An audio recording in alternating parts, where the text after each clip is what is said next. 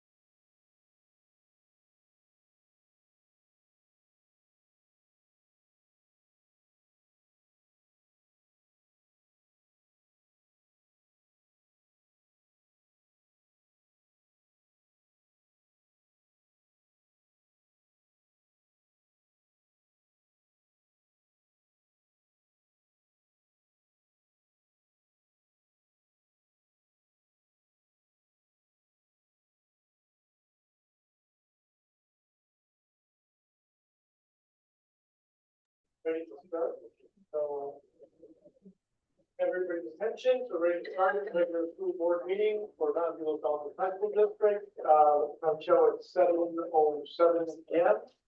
And I'll let the record show that both two board members are here, and all 5 board members are present as well. So please, let everybody rise and join me in the pledge of allegiance.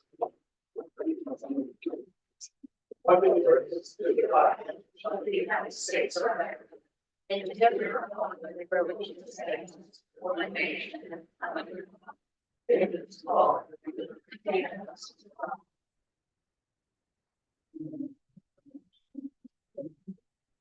All right, so we did meet in closed session, but there was nothing to report out. And so can I motion to approve the agenda? Moved by Catherine. Second by Peter. So student board members, Christoph, how would you like to? I approve. I approve. Thank you. Board members, all those in favor? Okay, let the record show 5-0. annually report, yeah. Okay, board member reports. Anybody have any board member reports they would like to talk about? I have one otherwise. So, the nonprofit clubs of Mountain View South Coast every year have scholarships for high school students, and we include St. Francis, Mountain View High School, South High School, and all the different high school scholarships. So the application is online, and it's going to be opened up within 2 weeks. And so I really urge any teachers, anybody listening, to the principals, to let your staff know, let the students know that you apply for scholarship in Wisconsin. Now we provide up from anywhere between $2,000 all the way up to $5,000 to students. So it's a great opportunity for a lot of our students. For Mountain Rotary, which I'm a part of, we offer one scholarship for each of the high schools, and that's similar to all the other organizations in our community as well. So it's a great opportunity for our students. Along those lines, Sunday, since you mentioned it, is the Rotary also has 2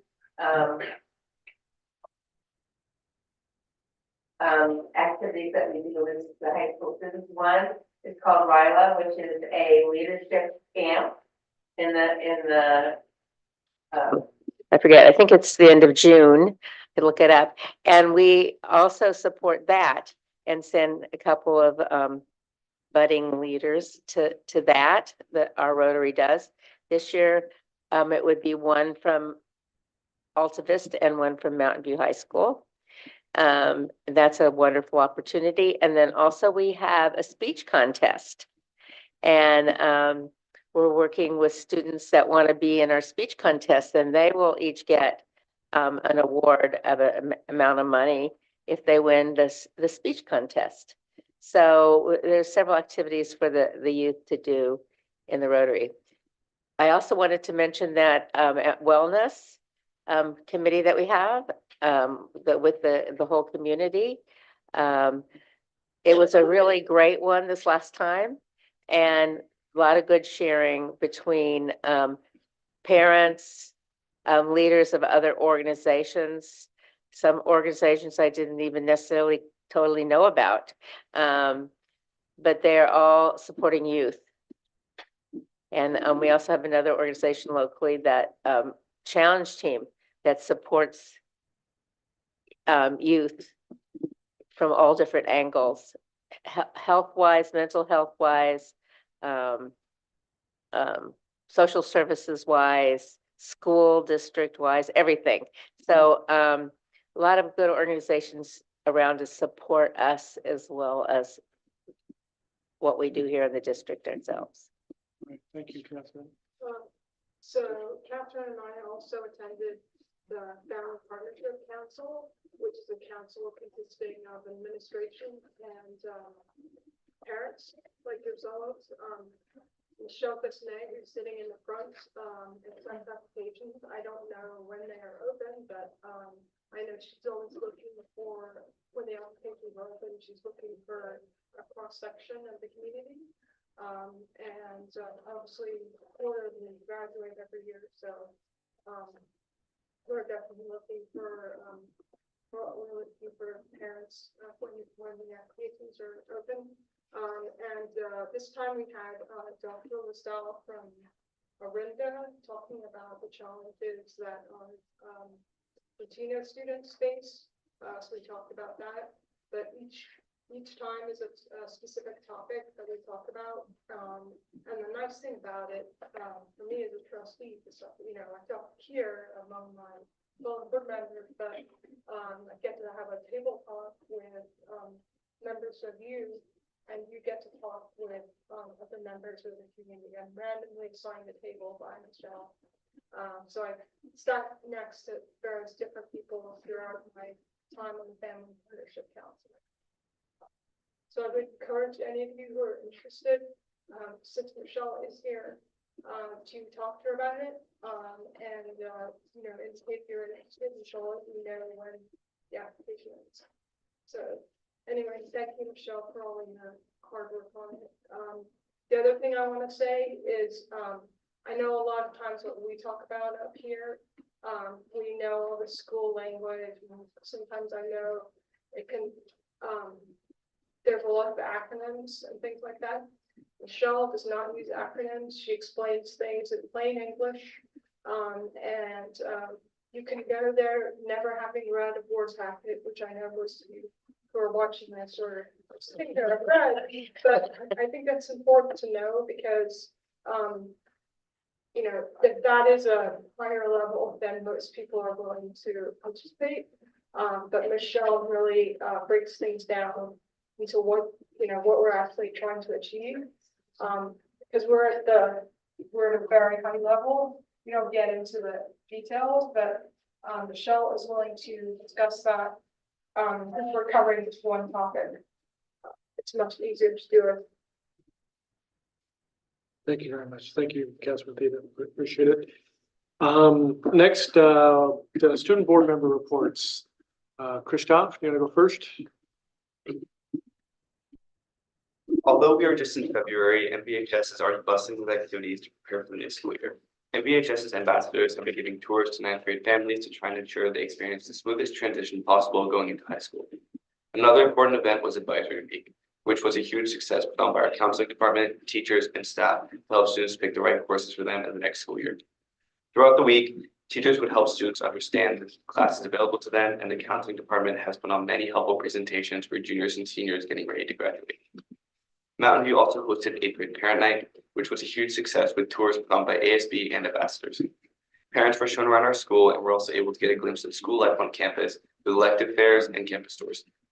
Just 2 weeks ago, ASB hosted Winter Ball, hosted in San Jose, and which was a huge success with our 400 Spartans in attendance. Just last week, MVHS celebrated our annual Culture Week with many events throughout the week celebrating the diversity here on campus. Some highlights include the cultural assembly, lunchtime performances, as well as the cultural fashion show to finish off the week on Friday. MVHS will have short days tomorrow and Wednesday, and we'll start our mid-winter break next week, which is greatly anticipated by students all over campus. Thank you. Any questions for Scott? Right, okay. Sadie? All right, thank you. On January 25th, LAHS welcomes the parents of our incoming freshman class for 8th grade parent night. They heard presentations from admin, teachers, and coaches, and also talked to ASB students about what student life is like at LAHS. Last weekend, the Performing Arts Department put on their musical production of Mary Poppins. The musical happens every other year, so make sure to catch the next one in 2026. This week is the annual Dance Battle Spirit Week. Today, students dressed in their class colors and attended a morning rally, playing games and watching the class of 2024 win the dance battle for the second year in a row. We'll have dress-up themes and lunch activities in the coming days, culminating with the Valentine's Day Fair on Friday during lunch. This is our second biggest club fundraising fair of the year, and we as ASB are excited to support almost 36 clubs participating. Last Friday, ASB hosted the Lunar New Year's Festival in collaboration with a variety of Asian culture clubs on campus to give food, crafts, and games to the students. It was very well attended, and everyone loves seeing the decorations and their culture celebrated on campus. We are very excited for tomorrow and Wednesday's schedule, as we will have minimum days for students and a professional development day and a staff work day for teachers. This is our last week before midwinter break, and students are looking forward to a homework-free weekend thanks to the district's homework-free weekends that are set throughout the year. In these next few weeks, our incoming students for next year will be going through course selection. To help limit the number of changes students make at the start of next year with adding and dropping classes, all students will meet individually with their counselor before finalizing their schedule, a change from the previous year where students would meet in groups of 10. Tahoe's gotten some good snow, so either of you planning to go to Tahoe? I am Nope, actually. you are? I'm going to see my friend. We'll be back. That's good, that's good. All right, wonderful. Any questions for Sadie? Great, all right. Next, students of the month. Sadie, do you want to go first? Or Christoph, either one? Did you have two? Fine, one, go ahead, that sounds good.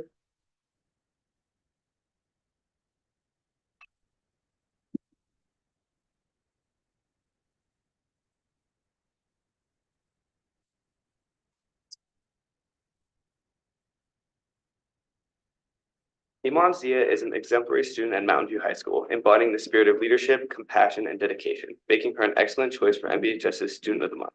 She is actively involved in various clubs, showcasing her commitment to both academic and community pursuits. As the secretary of the Muslim Student Association, Iman has demonstrated strong leadership skills. Her recent efforts in organizing a school vigil to commemorate lives lost in the Gaza-Israel conflict highlight Iman's dedication to fostering unity and support in the face of adversity. Iman not only spoke eloquently at the vigil, but also collaborated with community speakers who shared personal stories of loss, amplifying the message of solidarity. Additionally, her outreach to the JSU reflects Iman's inclusive approach to creating a sense of hope and togetherness within the school community. Outside of school, Iman engages in diverse activities that showcase her talents and passions. A second-degree black belt in Taekwondo, she exemplifies discipline and determination. Her artistic flair is evident in her love for painting, a creative outlet that allows her to express herself. Furthermore, Iman's commitment to community service is demonstrated through volunteering with the unhoused community, reflecting her compassion and dedication to making a positive impact beyond the school gates. Iman's journey at Mountain View High School has been marked by memorable experiences and positive relationships. Grateful for the support of administrators, teachers, and peers, she cherishes the friendship, sports, and the camaraderie experienced at MVHS, with homecoming festivities and the joy of playing badminton on the school junior varsity team among Iman's fondest memories. Looking towards the future, Iman has set ambitious goals. Inspired by the educators and mentors at MVHS, she plans to pursue higher education in the UK with a focus on entering the teaching field. Iman sees that education as a powerful tool for empowerment and societal progress, embodying the values instilled at Mountain View High School. In recognition of Iman's outstanding contributions to the school community, both academically and socially, she is truly deserving of the title Mountain View High School January Student of the Month.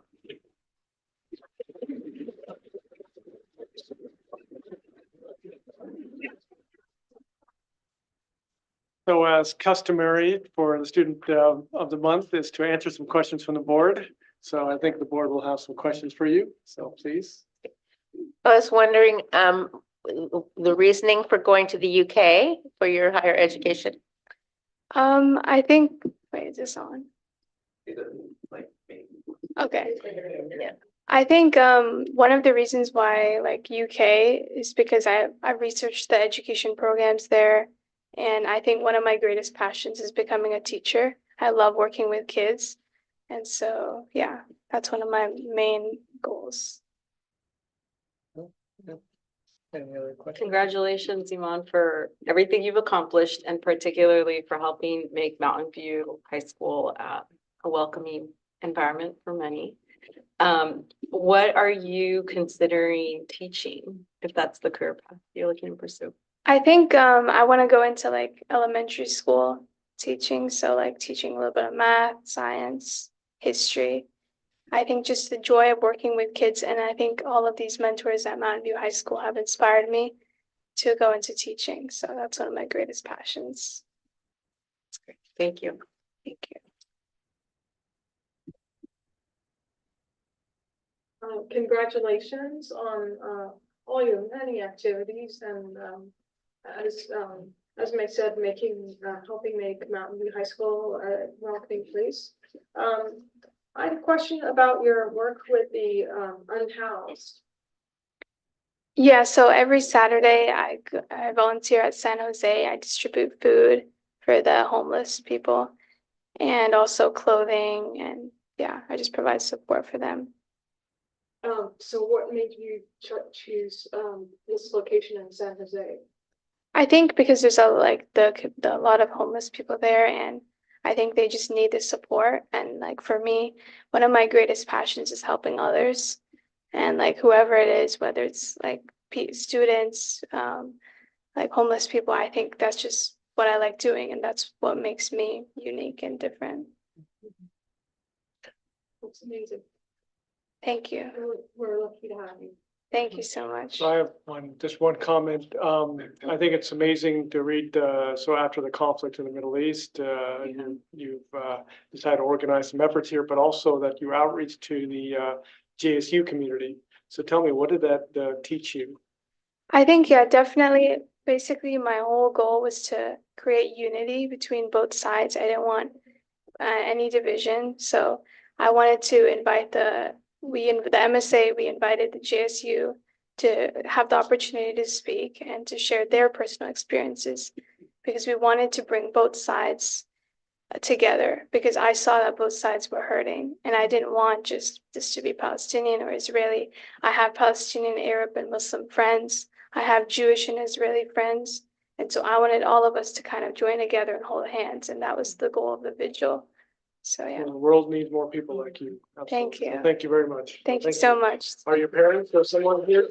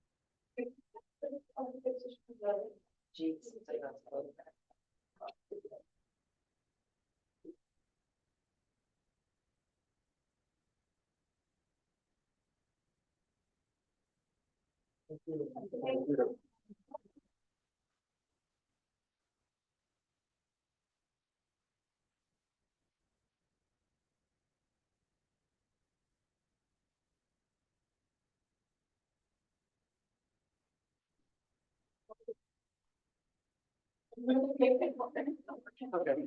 Great. We can switch. Okay. All right.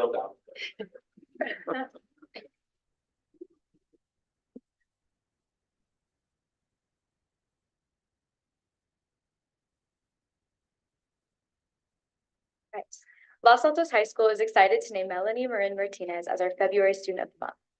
Melanie volunteers weekly at El Camino Hospital, where she translates for Spanish-speaking patients and visitors and escorts patients out of the hospital. She also provides patients with supplies from We Care. She volunteers with the Community Service Agency in Mountain View to provide food to Bay Area families in need every month. As a volunteer receptionist, she helps translate and answer any questions for families, as well as registering new clients to receive meals. As the secretary of the Latinos in STEM Club at LHS, she works to provide opportunities and encourage students to pursue a career in STEM and raise awareness about the importance of representation in these fields. In addition to her work with LHS students, she works to bring science education to elementary school students in the Bay Area through the Science Kit Club. Here, she works with her team to fundraise and organize materials to create kits to send to classrooms in underserved communities and inspire young children to see themselves in STEM, regardless of their background. Melanie also works to provide students representation in the MVLA Student Advisory Council. As part of the Pathways Subcommittee, she works with fellow students from Los Altos, Mountain View, and Alta Vista to create proposals that will diversify the pathways after graduation that we can prepare students for. Since last fall, Melanie has served as a mentor-tutor connection on the Youth Advisory Council for the City of Mountain View, where she provides insight and mentor events and training practices, and works to get more potential mentors involved in the program. Continuing her education in the sciences, her favorite classes have been AP Bio, AP Psych, and Biotechnology. She loves the exploratory and experimental aspects of these classes and knows she wants to continue learning about STEM and medicine. After graduation, she wants to focus on addressing the lack of representation in healthcare and working to make it more equitable, a passion she had found while volunteering at El Camino. Congratulations, Melanie, for receiving the February Student of the Month and for all your amazing success and dedication to giving back to your community and school. We can't wait to see all that you do both in high school and beyond.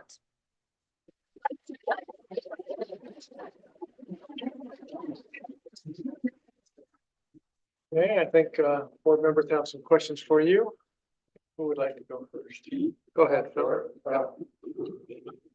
So it looks, first of all, congratulations. It looks like you Thank are you. going to know medicine from the ground up and inside out. Thank You're you. already doing so many things that get you involved with patients and the people who need your services. So that's great.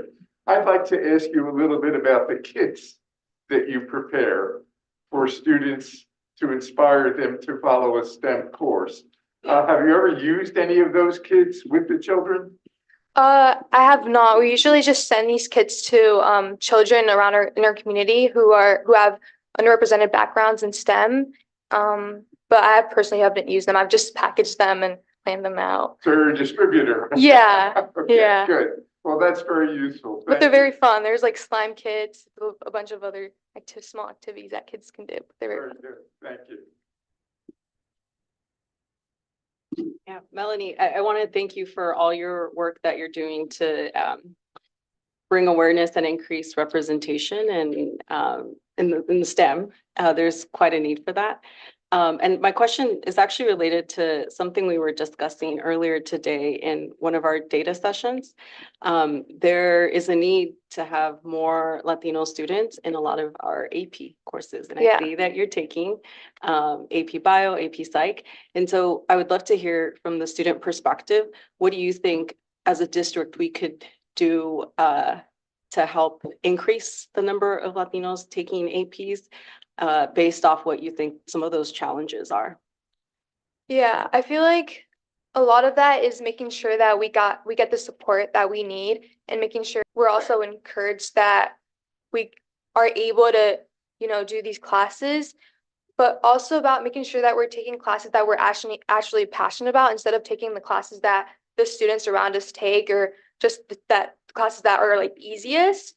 I think a lot about taking AP classes that has helped me do like well in them is taking the classes that I'm passionate about. Like I will not take a class that I'm not passionate about. I'll take STEM class because I'm really passionate about STEM. So I think it's about encouraging Latino students to take the classes that they're interested in, but also giving them support. I'm an AVID student, so I receive support from AVID and my AVID teacher who has helped me has encouraged me to take AP courses. And she has also told me that to take classes that I'm passionate about. So I kind of learned that from her. So I have her to thank that for that. Thank you. I appreciate that perspective. Anybody else? Peter, you have a question? Yeah, so I wanted to ask you about your experience in Avid. Mhm. I guess how do you think Avid has helped you succeed as a student, and how do you think Avid can improve? Well, Avid has helped me in so many ways. Like I've a lot of the things I've done is because of Avid. I didn't know the importance of getting involved. I probably wouldn't have been in the MVLA Student Advisory Council if I didn't know how important it was to like share my voice, my perspective, and learn how much it matters. So I learned that from Avid. I learned that it's important to also like be a leader in your community and how much that matters. Um, we get a lot of people who speak and they come to our Avid class and they tell us their story and their journey and their path, and that it was hard, but that they made it. And I think that it gives us like the encouragement we need. And there's like so much you get from Avid, so much support you get. So I think that is the best thing about Avid. They give you the support you need. Something they could improve. I'm not, I don't know, just so good. I have the best teacher. I don't know. Yeah, I don't know. I don't know what we can improve. I guess. You Oh, go. like making sure like I wish like everyone had Avid. It's like such a good class. I wish everyone had it. Yeah.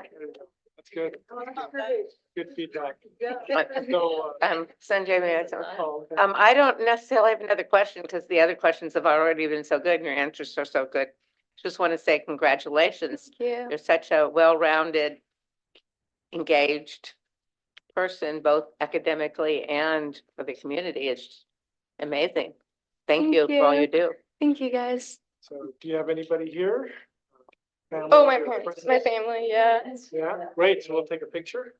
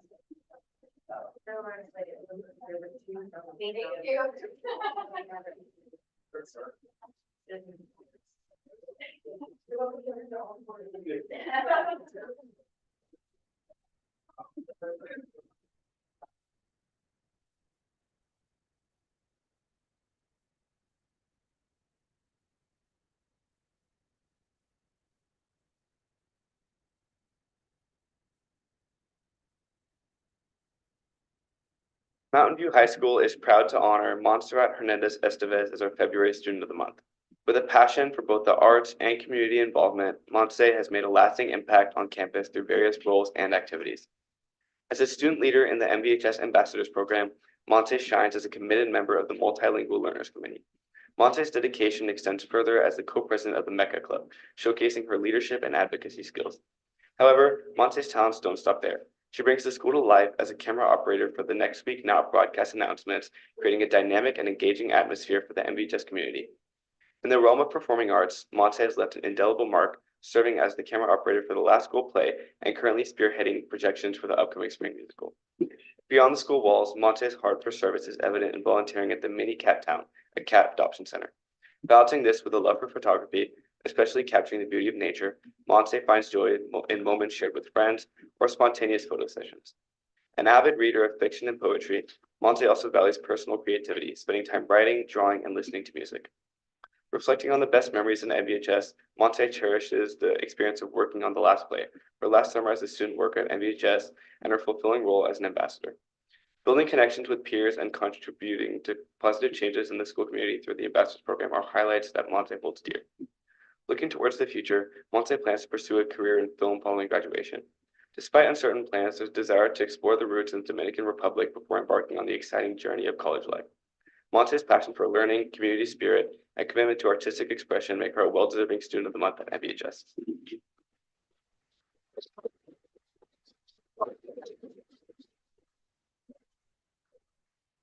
All right, I think we have some questions for you.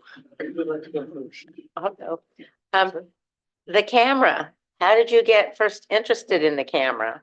And then take it to this level where you're shooting whole films and stuff like that? So it is a very fun story to talk about because I'm very passionate about it. It also has to do with Bob, actually. So it's yeah, it's a really fun story because I wasn't planning to do cameras for the last play at school, but I said I have IT experience because I worked at the IT office and during summer. And then the theater teacher, Mr. Morris, told me, I want you to do film. So I was like, okay. And then I did the camera operating thing for the play. And I thought, oh, I love this. And then then same teacher, Mr. Morris, told me about the broadcast next week now because he liked my work. And then I thought, yeah, this is probably what I want to do in the future. Yeah, That's great. it's really It's fun. really great. Congratulations. Thank you. I love how you just lit up talking about all of that. That's beautiful. I had a question. First of all, I am so impressed that we have a MedChat club at Mountain View because I don't think I learned about MedChat until college. So I'm very happy to hear that. Can you tell me a little bit of what kinds of activities you all do within the club? So we are the starting club, so we're just starting off. Miss Burgos, the wellness advisor person for the wellness center at school started it, and we love the idea. We are planning to go to conferences to raise to give our Latinx students more opportunities to start them off with college, to start college applications, to apply for scholarships. That's what we're aiming for right now. But we also are just starting, so we're just starting with activities. We're doing volunteering things, but then we're planning to be big. Yeah. Well, I'm happy and glad you're a founding member. Thank you. And I think you'll be able to continue that hopefully at whatever college you go off to. The other thing I wanted to make a comment, I'm so excited for you to explore your roots in Dominican Republic. Such a beautiful country. Thank you. Any other questions? So I just wanted to say, I just wanted to comment this, so Monty shined as a committed member of Multilingual Learners Committee. So tell me about that committee and what is it about that committee that makes you shine? Oh, that makes, I don't know if yeah, there's a lot of other people that shine, but okay. So, I think you just shine in general. Yeah. I think we all know. I don't think you need to prove anything there.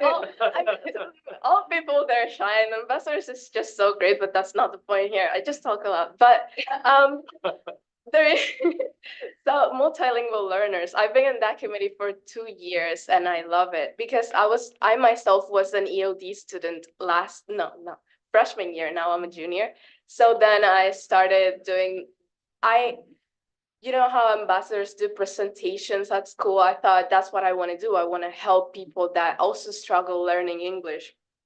So I started in the multilingual learner because that's what we do. We help the ELD students to feel more welcomed. We help them with English. We tutor at ELD classes. We help them also. We don't really have to speak Spanish for that. There's also other ambassadors that are willing to help. Yeah, I love it. We host events for them to feel like they have a community at school. And I am also very passionate about it. Yeah. It's a great thing to have, honestly. I'm so glad we have that committee at school. So, Catherine, for Ryla, is it a rising sophomore, rising junior? Who can apply for Ryla? Senior? Anybody but a current, yeah, anybody that's gonna be a sophomore or a junior. Yeah, that's our leadership camp we were talking about. Okay, she's You gonna could be, apply. but she's gonna be a senior. Next year. Yeah. Well, she could apply. It's, Oh, sorry. it's just not people that are seniors now, because they will have already graduated before they go. I either talk to us after something, or contact Catherine. I think you should, Ryla would I'm on be, that committee. Ryla would be a fantastic, camp in the summer. I think you would enjoy quite a bit. Thank you, okay. I mean, sorry, thank you all, I will. Great. And I think your family is here. So wonderful. We'll take. Oh, Oh. I don't have much to say. I just wanted to say congratulations. It's clear you're shining a light, both with your camera work and just yourself. And, just really appreciate all the work that you're doing. So thank you. Thank you, thank you.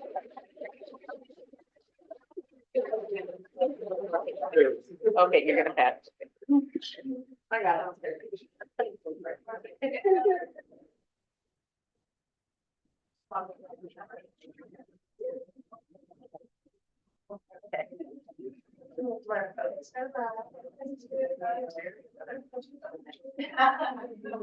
Carrie, you better move it. Much harder than it It is. Yeah. You know, you can say that next time. It's amazing. Yeah.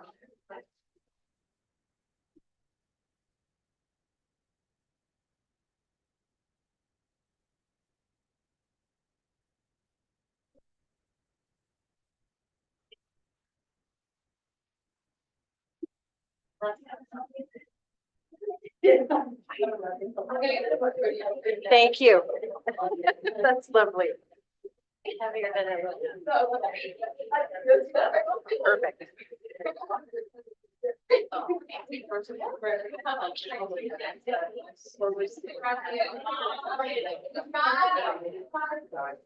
Bye-bye.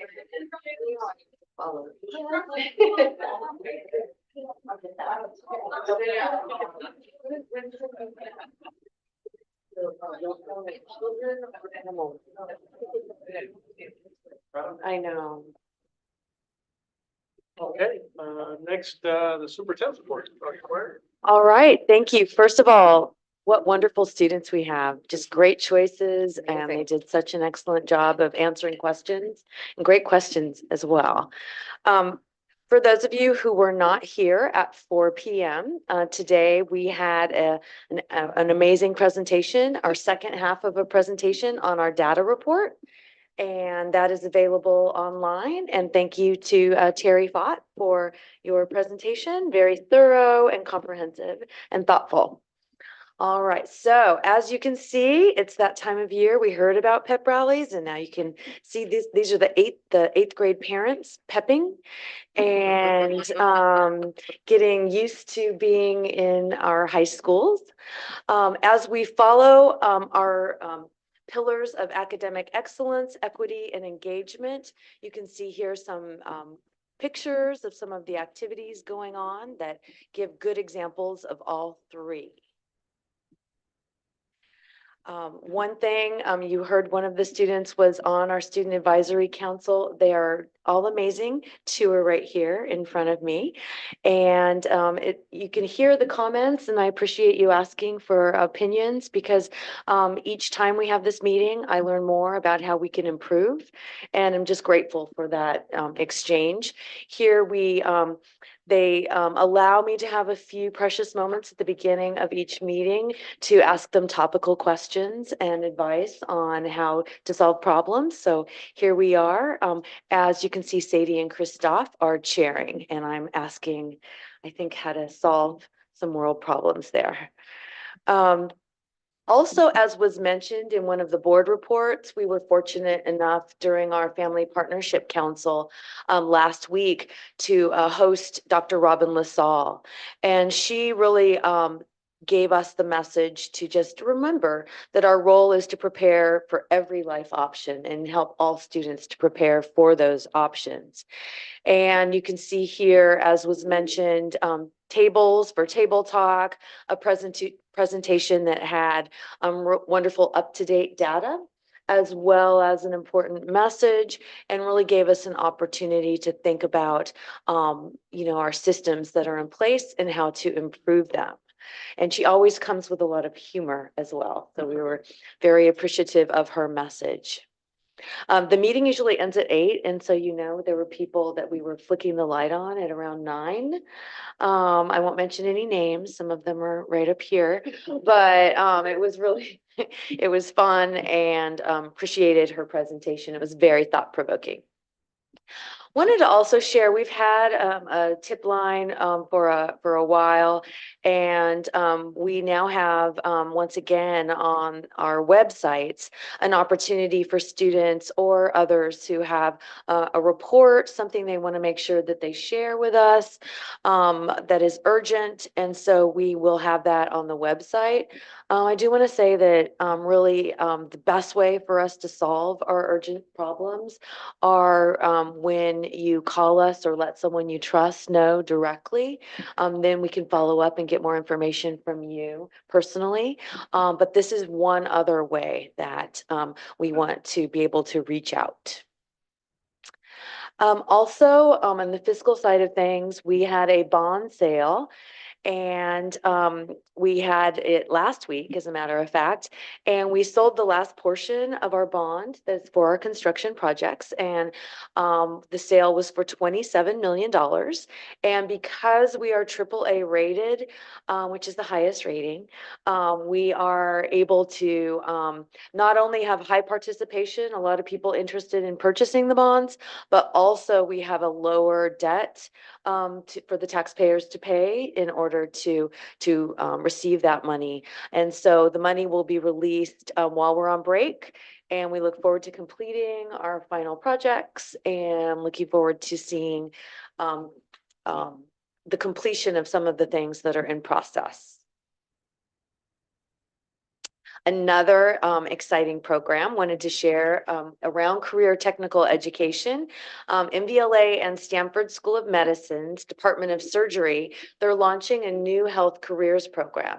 So we're very excited about this opportunity for students to, here they are at Stanford Hospital, and they will be really creating this new pathway that helps them really see their multiple entry points in the medical field.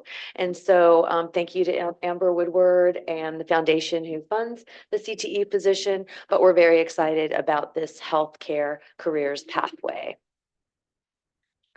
And more technical education, you can see here we have students, I believe, yes, they're at Los Altos, and they're not only getting their OSHA cards for different certifications, but they're also building different community projects. And you can see here the models of the community projects that they have built. And just, I love the middle picture, that big smile, engaged in creating something that hopefully can help solve a problem that related to community needs. And then also along the same path idea about career pathways, through our adult education program, they created in the last month a partnership where they brought their English learner students who are recent immigrants, and they also then brought their health pathways students who are receiving career certificates in health pathways and nursing assistant certificates, as well as others. And so they partnered to provide healthcare to our students who are recently here to the United States. They practiced conversational language that is necessary to access healthcare on one side, and then the other group practiced how to best serve the students. So thank you to Julie for bringing these two classes that are really individual pathways together for a mutual benefit. And you can see the pictures here. Also wanted to share, just love looking at the freestyle building, but last week they had their open house. And at some point, I think maybe some of our staff might want to maybe sing a few songs in the production area, but you can see the caliber of the materials that they have and the techniques that they're learning within the sound studio here and in throughout the building were very much appreciated by parents who came to visit and younger siblings who came to visit last week. Wanted to also share at Alta Vista, this is a theme tonight, career technical ed. At Alta Vista, they have an eye care program where Alta Vista partners with our adult ed program. And here is a member of the optometrist community, and he is speaking to the students about health care careers. And so this partnership has grown in size and number, but also in depth and offerings. So we're very excited. And there's a pool table I just noticed in this picture. Anyway, I digress. I do want to say that the students are looking at the speaker, not the pool table. So that says a lot. And on the same subject of open house, Middle College, they held their open house as well last week. And if you look at the attendance, you can see there's quite an interest as we expand Middle College. We're going to have an opportunity. We're really kind of taking it over, and Palo Alto is going to have their own. And so the interest has also grown. So a lot of people interested in the Middle College offerings, the opportunity for that dual enrollment, and just some wonderful lessons created by our stellar teachers and staff.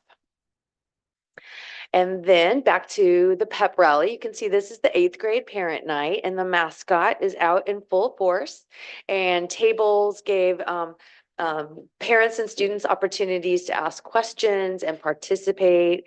And you can see here the athletic questions are being answered. And then also here we have more career technical pathways, culinary arts and robotics. The new facilities really have served us well. If you haven't been there, you'll probably see pictures in the presentation, but just wonderful things happening there at Los Altos High. And then here at Mountain View, not only yoga and wellness, but this was really the theme of, it was the first Spartans Pause Wellness Day of the year 2024, that is, not the school year. And a lot of activities going on, students commenting on how they feel, information available, and activities to de-stress. So lots of fun and wellness happening. And then also at Mountain View, and I know it was at both campuses, you can see here the celebration for the Lunar New Year. And it was it's the year of the dragon. So we're very excited about that. It's going to bring luck and prosperity. And so here, different activities, different games, cultural events, and costumes. So lots of exciting things happening and lots of engagement. And then this is kind of a throwback to a little while ago, but I did want to share the TEDx presentations and the presentations that we have really give our students an opportunity to find their voice, and through our speech contests and our speech programs and TEDx, just very exciting things happening there. And then March 27th, why college admission is rigged and how to beat the system. And so that's very much of a teaser title. So I will be there. I'm curious, and I hope others attend. It should be interesting. And so we will have Susan Paterno, who will be speaking to us about ways we can think differently and hopefully learn more about that process, which does seem mysterious. And then lastly, I love this picture because our student of the year last month from Alta Vista brought his whole family, and you can see how cute everyone is. And I see some future students of the month and year there. And that concludes my superintendent's report. Thank you.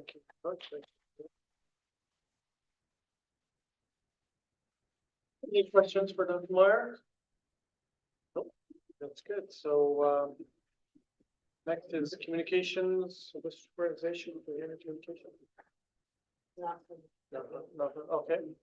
So next, we're gonna move on to, public comment. So these are for, this is comment for items not on the agenda. So we will, we do have one speaker, so just a reminder that, since it's not on the agenda, none of us, the board can ask any questions other than clarifying questions, about your comment. So we have Jane Chen.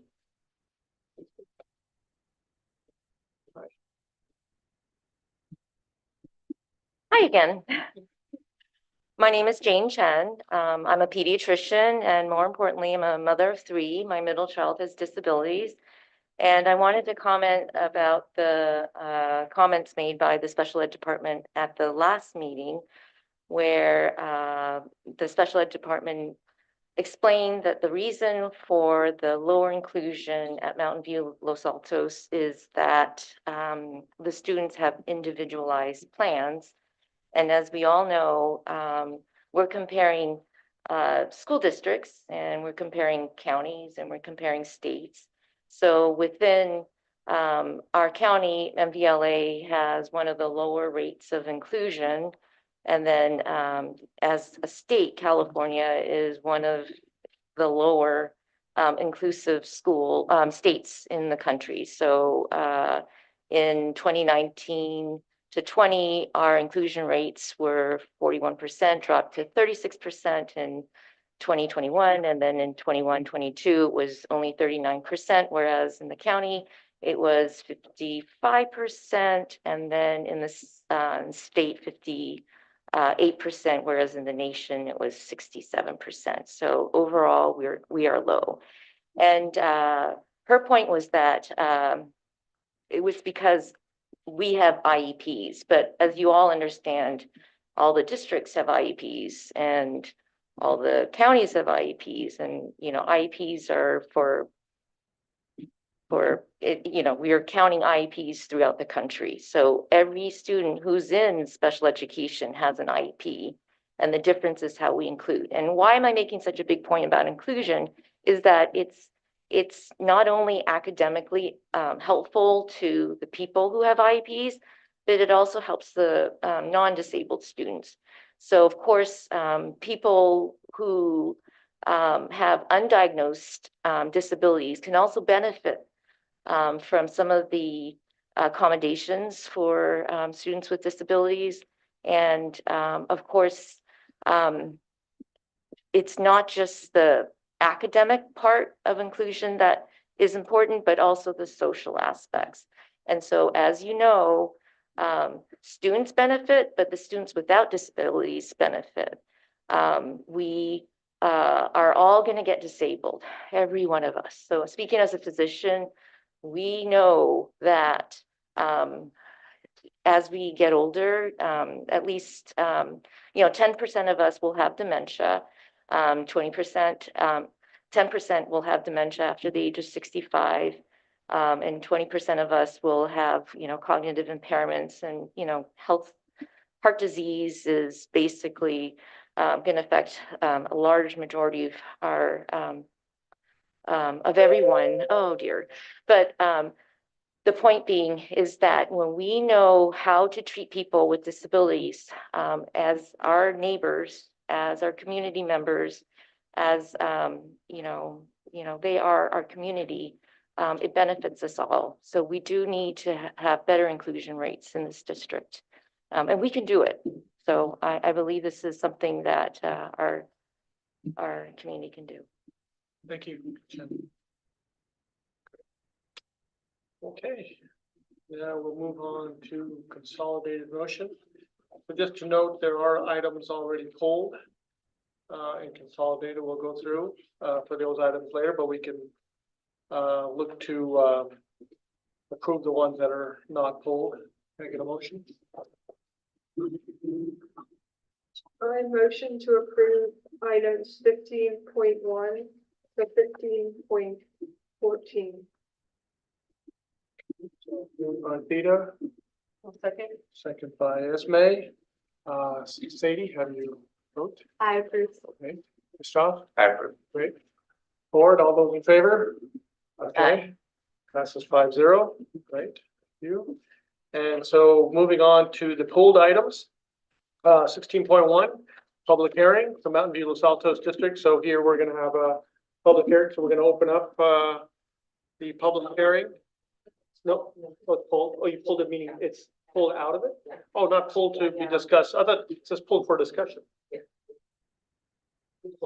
Just pulled out, not for discussion. Okay, so I was just missed, okay, got it. I thought it was pulled for discussion.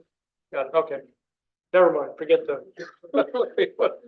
All right, so then moving on to 17.0. So business and action items. So we're gonna first start with the annual reviews. So with Mountain View and Los Altos. So who will go first? We're gonna start with Los Altos. You can start with Los Altos? Okay. Oh, okay. Alphabetical.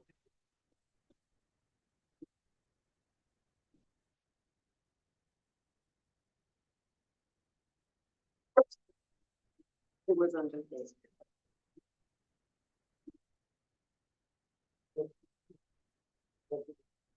Good evening, everybody. We are very happy to be here in front of you sharing our first report of the year, and I am particularly pleased as the new principal of Los Altos High in my 8th month of my principalship to have had this opportunity to work with this amazing team and reflect on the year and where we have come so far since August, which seems like a long time ago and also just yesterday. So today we're going to share with you our areas of strength that we've identified, our areas for growth, and some insights that we had as we went through this process of reviewing where we've been this year. We're going to start with our areas of strength with our other newest administrator, Mr. Derek Miyahara. Hi, thank you for the opportunity to address you. I just want to apologize for my dress. When I got up this morning, I got ready for the rally and then I forgot about tonight's meeting. And so look at all my colleagues and I thought, oh, I'm going to dress. So rookie mistake. We'll make it again next year. And just want to thank you for having us today. We are going to talk about our areas of strength. And the first area of strength is in the area of behavior and interventions. So behavior interventions, how we're looking at discipline at the school. And these are some of the things that we've been doing in the area of behavior intervention. And the first thing I want to talk about is I want to talk about classroom interventions and the use of classroom norms. We've been using these as teachers address their classes. It's had several effects. At the lowest level, it keeps the phones, the cell phones and the computers, the electronic devices kind of in check. That helps classroom behavior. We have had fewer incidents of those. In a middle level, bathroom procedures and how they handle bathroom procedures and students wandering around the campus, going to the bathroom, how long they take. Teachers have implemented other policies around that, keep students in class. But I think the biggest one has been the level of respect that the teachers demand from the students in the classroom. Respect for each other, respect for the rules. And so I think that level of respect has really kind of permeated the student body. And we have a very respectful campus. And I think that that's been much to the efforts of our teachers. The second level has been kind of in how we've done interventions in terms of resolving conflicts that we've come in contact with. And I think one of the things that I've learned being a first-year administrator is how much contact there is that's required to make sure that people feel safe, people feel understood, and people feel that they don't need to actually escalate conflicts from initial ones.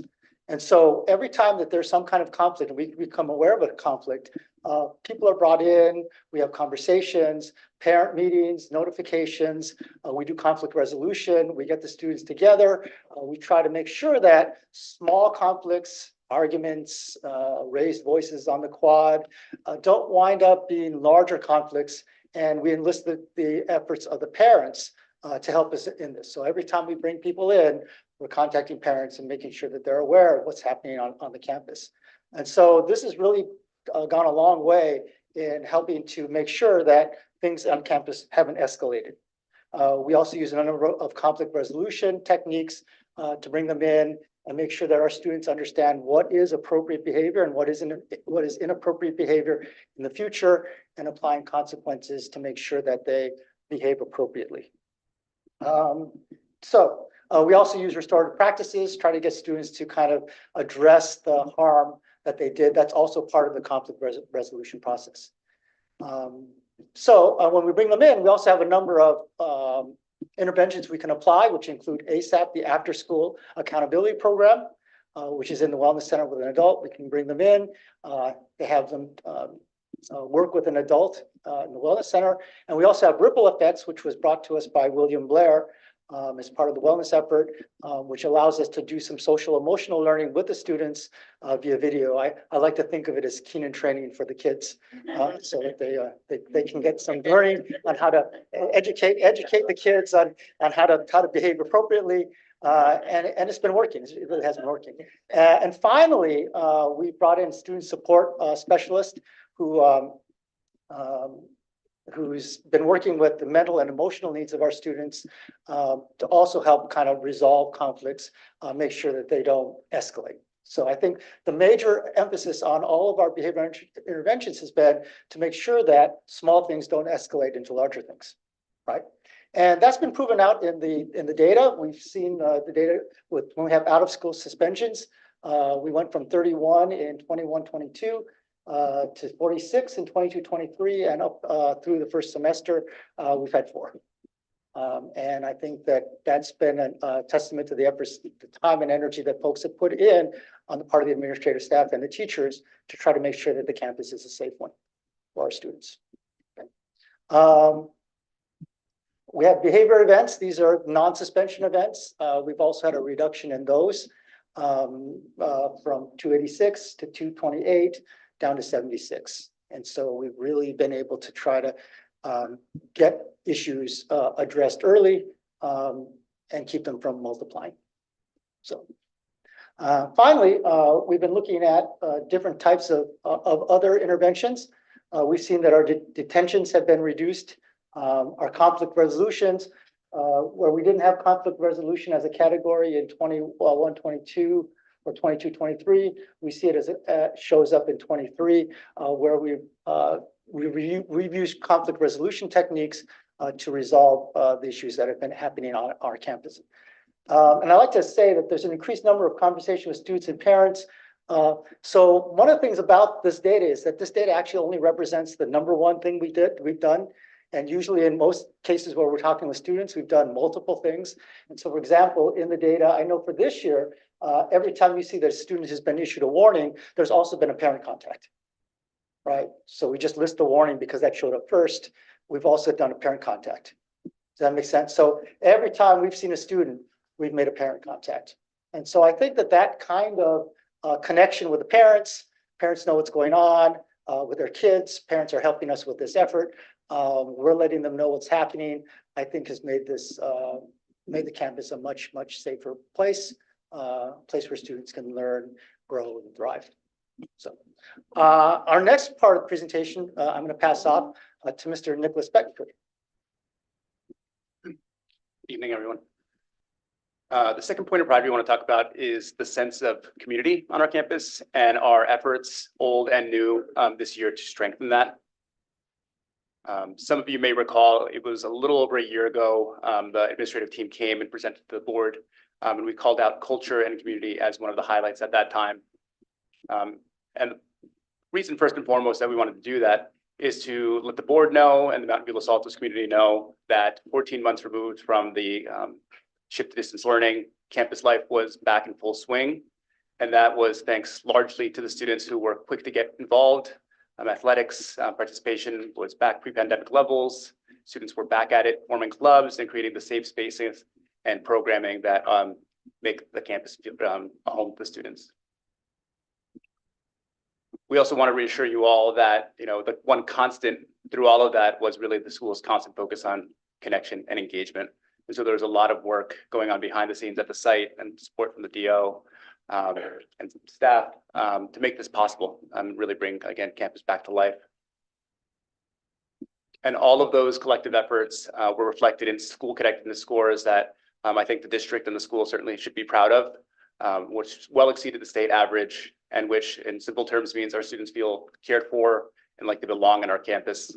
And what we know is that when that's true, our students thrive and they grow in the ways that we want them to. So coming to this year, we were really proud of where we were. But if there's one thing that's true about the site, and I think about the district, it's we're always sort of trying to grow and moving to improve it wherever we can. And so we're asking the question, who aren't we reaching, and then what more could we do? And so as far as community, we set the goal of sort of strengthening our brand identity in order to increase school pride and student connectedness to one another and to the school.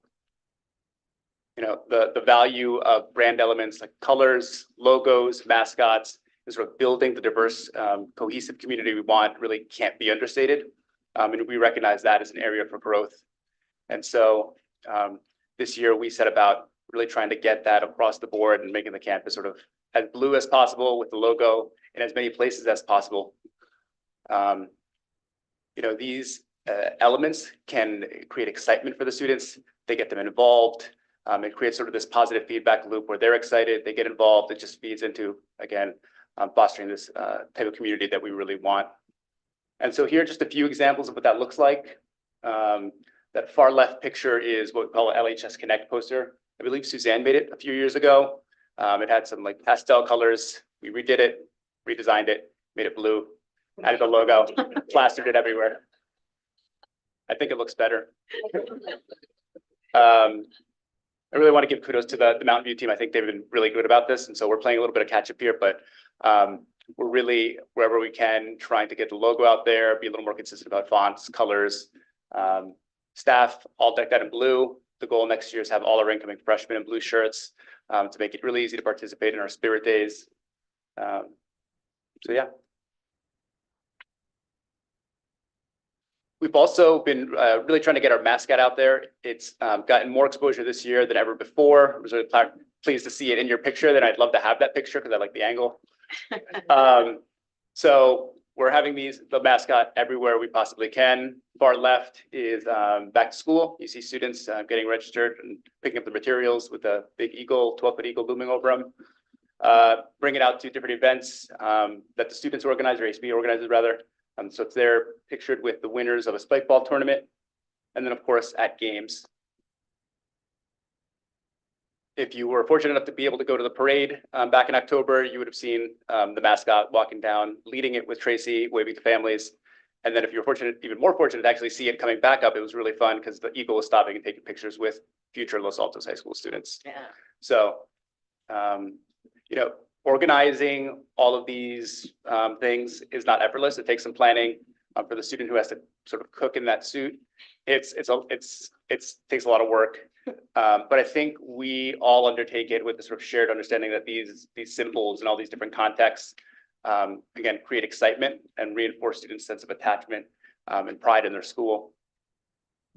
This year, we were really pleased. Back in November, we heard from the robotics team, an email asking if they could have the Eagle go with them to a robotics competition in Madera, California. So this is its first trip outside of Santa Clara County that I'm aware of. And so really nice to see it there. The students sort of adopting it and seeing it as something that brings spirit and that they were excited about. So really happy with that. Something that we've also been working at really hard, and I think is certainly the best I've seen in the 8 years I've been in the district, is just the amount of communication we have with the community about what's happening on the campus. The goal is obviously to keep people informed, involved, and hopefully invested in what's happening at the site, but also to create this sort of shared experience. And so even if a student wasn't at an event, they know what was happening. And families, again, feel invested in really sort of pride to know what's going on campus. So pictured here is a screenshot from our newsletter. So sort of highlighting our GSA and ASB's efforts for LGBTQ month. A few months ago, we did a spotlight on a club. So this is the Investing in Economy Club, talking about their competitions that they're involved in. And then, oh, this is an older version. All the while, we're also just sort of highlighting not only student activities, but student work and the students themselves. And so wherever we can, we call up students by name. lets them feel valued and recognized, and hopefully that motivates them to be more involved in campus. Here, these are pictures from our quarterly student recognition lunch. This is where teachers can nominate students for all sorts of reasons, not necessarily the highest achieving academically, but really students who make a positive impact in the classroom in one way or another. So we share that out with the students, the families. There's a newsletter that goes, a slideshow rather, that goes out with photos of the students. We get copies to the students afterwards, to the teachers and the students rather, sort of as a keepsake to go along with the certificate that they get. So really want them to have something at home that reminds them of what's going on at school. Last year, I believe we told you about the GSA. They had planned a queer prom. It was the first one at the site. We were really excited about that. We have a really strong current group of leadership in that club. So this year we reached out to them and we tried to help them sort of increase their reach on what they were doing. We helped them financially to sort of buy the banner that you see up in that top right corner, added a pop of color on the quad, and helped them get this outside agency on the campus. And so we're trying to do this as much as we can, wherever we can, is work with those clubs. I think help them feel like they're recognized again and supported by the administration. And then as far as faculty, we're also working on trying to make the staff feel more cohesive. And so we are working really hard, thanks to, if any of you know Sarah Alvarado, she's been really instrumental in working with us on this, sort of facilitating these team connections off campus. So planning social outings. Today an email came through. We're planning to go to a baseball game in May. So she's really making it super easy for staff to connect with one another outside of the workplace. And we're hoping that that sort of creates the type of collaboration that I think is going to benefit all the students, improve morale, and hopefully improve students' experience. We're also a staff that takes the time to celebrate one another. And so we're always recognizing milestones, birthdays, retirements. And so in our very busy days, we make sure to pause and let those staff who are really instrumental in keeping the school running know that they're important to us.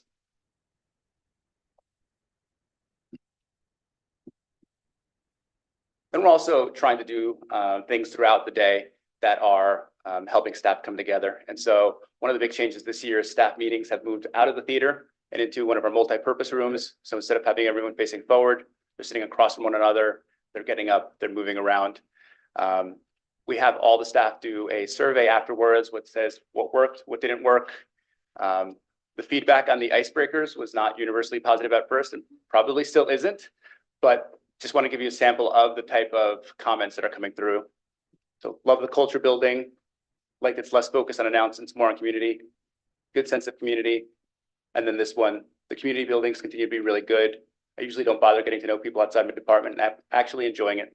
Sometimes community building exercises are a little stupid, but all the ones we've been doing have been interesting and meaningful. And so that's sort of hard to measure the impact of that, but it's definitely felt in big ways and small ways. So really proud of that. And next, I believe I'm handing it over to Mr. Morales. Yeah, next. All right, good evening. Thank you for listening to our presentation. So I want to start with looking at the fall data for the past 3 years for our student support referrals that goes to our student support specialist or one of our therapists on campus. As you can see, the referrals continue to increase. The need since the pandemic continues to increase, not only for mental health, but students are also screened for other needs that we talked about, social services such as food, housing, anything that the family may need. So through this process, each student is met with and they are kind of routed to the right direction, whether school-based services or other needs for the family. Since we have seen this increase in need, we have been asking all of you graciously to increase our staffing to support our students. And we're very grateful that you have. And we are seeing the change in that. And with the addition of our staff, thank you to all of you. We now have like a full wellness team that it doesn't only consist of our ERMs or our special ed therapists that we have had on our site. So we now have a full team that works for our whole general ed and special ed population on our site. One of the things I'm really excited and proud about this team is that it really is representative of our student population. We have a grad in this group who went to our high school, who now coaches basketball. We have a therapist in this group who their children go to school in our community.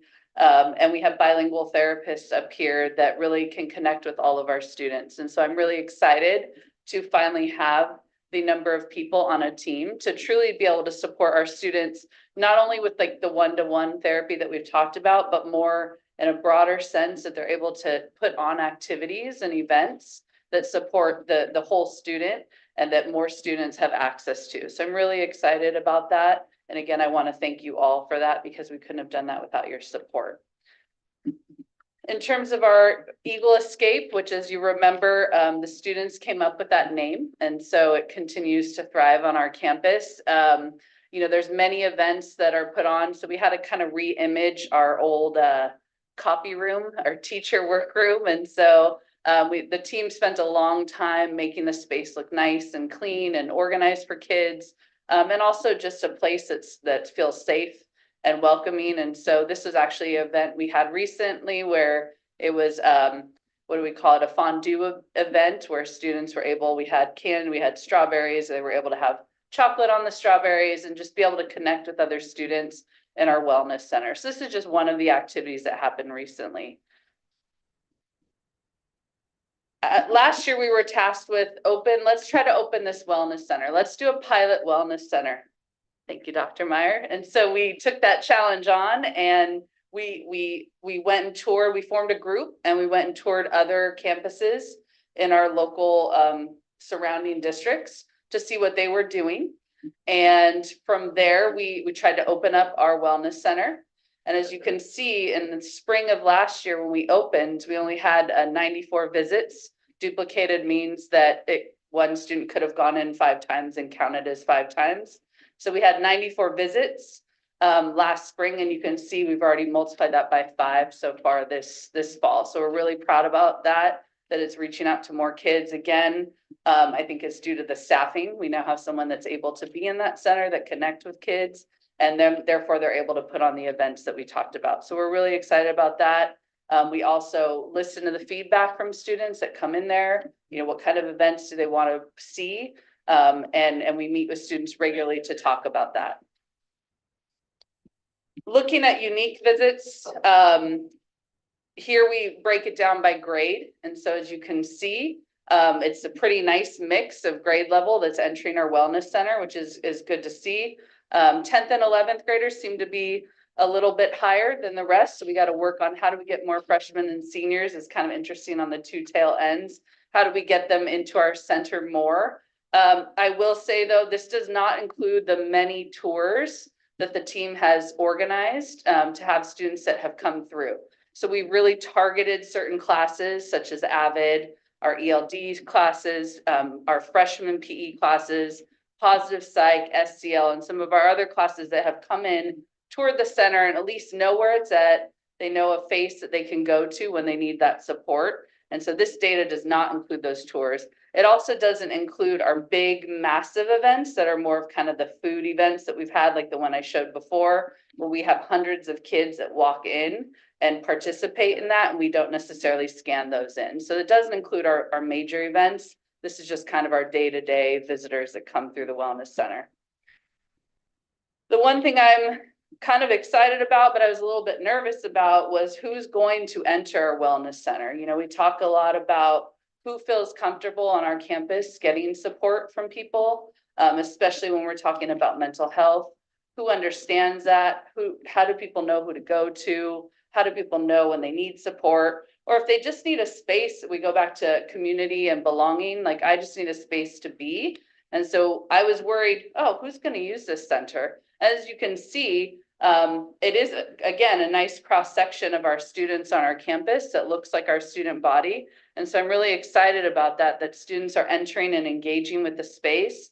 And many students have really enjoyed getting to know Juan, who is our wellness center coordinator. Again, he's also a coach on our campus. And so it has that nice feel to it, that he's part of the community. He also went to Los Altos High School as well. So it's a really good connection for the kids. We also have a pretty good streamlined approach where students that enter that, if they do need a higher level of care, we have a nice connection between the wellness center and our clinical team if students need that extra help.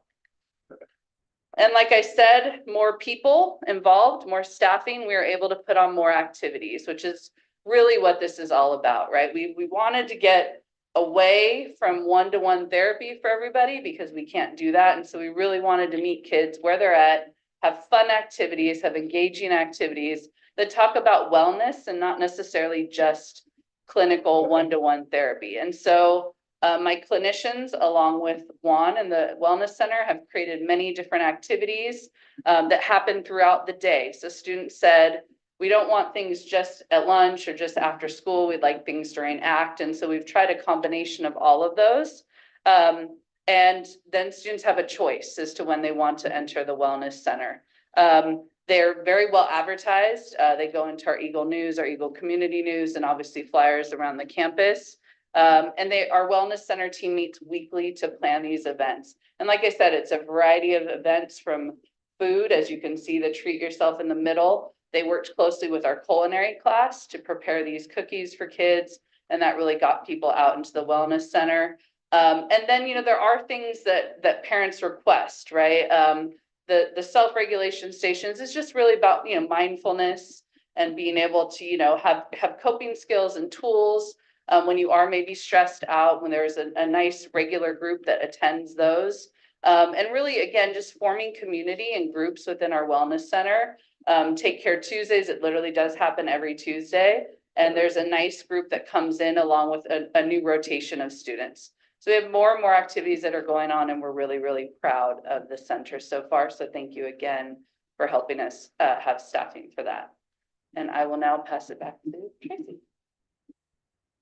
Okay, so those were our 3 areas of strength, and obviously with any area strength or growth, we're always looking to improve. So we have with our strengths some things we can move even more in terms of moving the needle forward, and we have 3 areas of growth that we're going to discuss: attendance, our English learner progress, and time. How do we get time?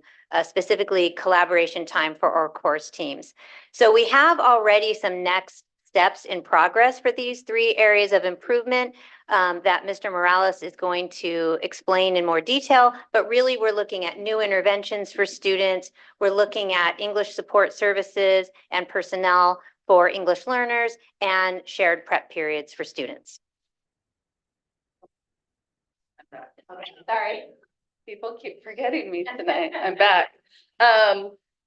Wow, I was gifted the area of attendance this year, and I was very excited about it. And first of all, I want to say I'm mostly excited because I was part of a great district team between Terry, William Blair, Suzanne, and Marty and myself worked together and had attendance meetings on like, what can we do to support attendance? Because as you saw, that I just presented, the referrals are going up. Student need is going up, whether it be emotional needs, educational needs, and social services, all the things that we've been talking about, those needs are increasing. And so part of that is attendance. And we're starting to see students struggling coming to school. And so we have a district attendance team that we've been working together on really like a process and a protocol on how we track this.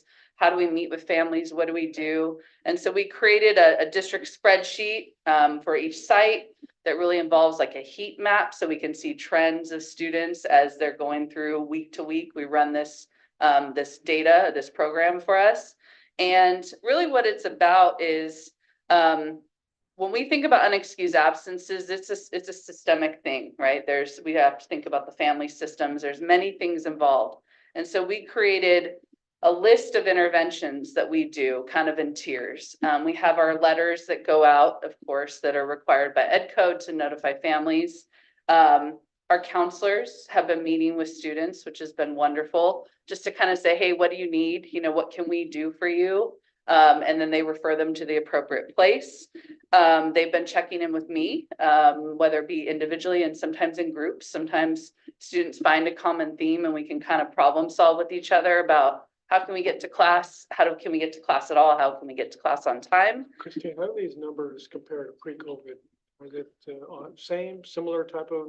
You know, that would be a good question. I'd have to look back to pre-COVID. Thank you. I can do that for you for sure. I'm guessing they've probably gotten a little worse, but I don't want to assume for sure. So let me look into that. But we're trying all these different interventions. So we do have to hold them accountable, right? So we're trying to connect with the family. We do end up eventually sending them to our after school accountability program, in which again, they have Juan as a connection to hopefully help them with their studies and try to figure out why aren't you coming to school? What's going on? So again, more of an educational connection approach versus a punitive approach. As we saw this, when we ran the data at the end of the first semester, you can see that the attendance area is still struggling for unexcused absences. And so I had to make a few adjustments for this semester. Obviously, we'll look at the data again at the end of the year. So again, I needed more people. I needed more people to be able to support students and families on getting their students to school. And again, these are unexcused absences where parents or guardians are not calling their students in, and or students could be choosing not to attend classes. So we added a few additional staff members. Thanks to everyone, our IAs, our instructional assistants, went up to 8 hours. And so we were able to be creative and figure out some roles for them to support our campus. So I took one of our special ed IAs who is bilingual, who is able to call my special ed families, who is a large chunk of who is on that unexcused absence group, to figure out what's going on, what supports they need, and then to really be that bridge to the case manager. And so they're connecting with the case manager and figuring out how to support those families. Our counselors are knee deep in the course selection process right now, meeting with students. And so I needed to also fill that gap of who can be that friendly face and kind of check in with students. So again, I added in our wellness coordinator, Juan, to also check in with students prior to being any kind of consequence for their behavior. So those are some of the adjustments we made. Another thing that has come up are tardies. We didn't address tardies to the level that we would have liked in the first semester. So as you can see by the yellow line, tardies also increased over the year. And teachers, families, staff, everyone was asking, what do? We need to do something. These kids need to be in class. Obviously, we want them to learn what's going on. And so we sat down, we talked about a little bit of as an admin team. Marty created some slides about the importance of being in class, number of minutes. And so kind of used some of that. We worked on more slides and sent them to our families. We also had our teachers show our students about the importance of being in the classroom and instructional minutes. And we informed them that there would be a immediate consequence, but in the sense of it's responsive, we're being proactive, and we're trying to make them realize that it's important to be in class. Again, this is a semi-different group than the unexcused absences. These are kids that are coming to school. They're just struggling getting to class on time for many different reasons. So what we're doing currently is we are holding a lunch detention for every 10 tardies. It's not the full lunch. Students still get a chance to eat. Again, it's more of it's an immediate consequence, and it's also a place where we can talk with students about their needs and why they are not able to come to school. And it's been a time when they can work on their homework. We've also been calling home to families and really explaining to families about the importance of being in class on time, which, as you can probably guess, many of these families had no idea that their students weren't going to class on time. So it's been a nice thing to be able to connect us with the families and holding meetings with the families as well about the importance of attendance. And so again, we're seeing a shift. Students are not thrilled about this. However, they're moving to class, and we started hearing from teachers that kids are showing up more on time.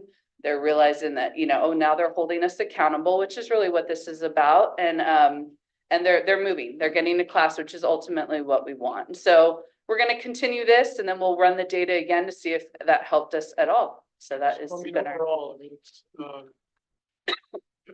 there was a report a couple of weeks ago that there's a national issue with chronic absenteeism. Mhm.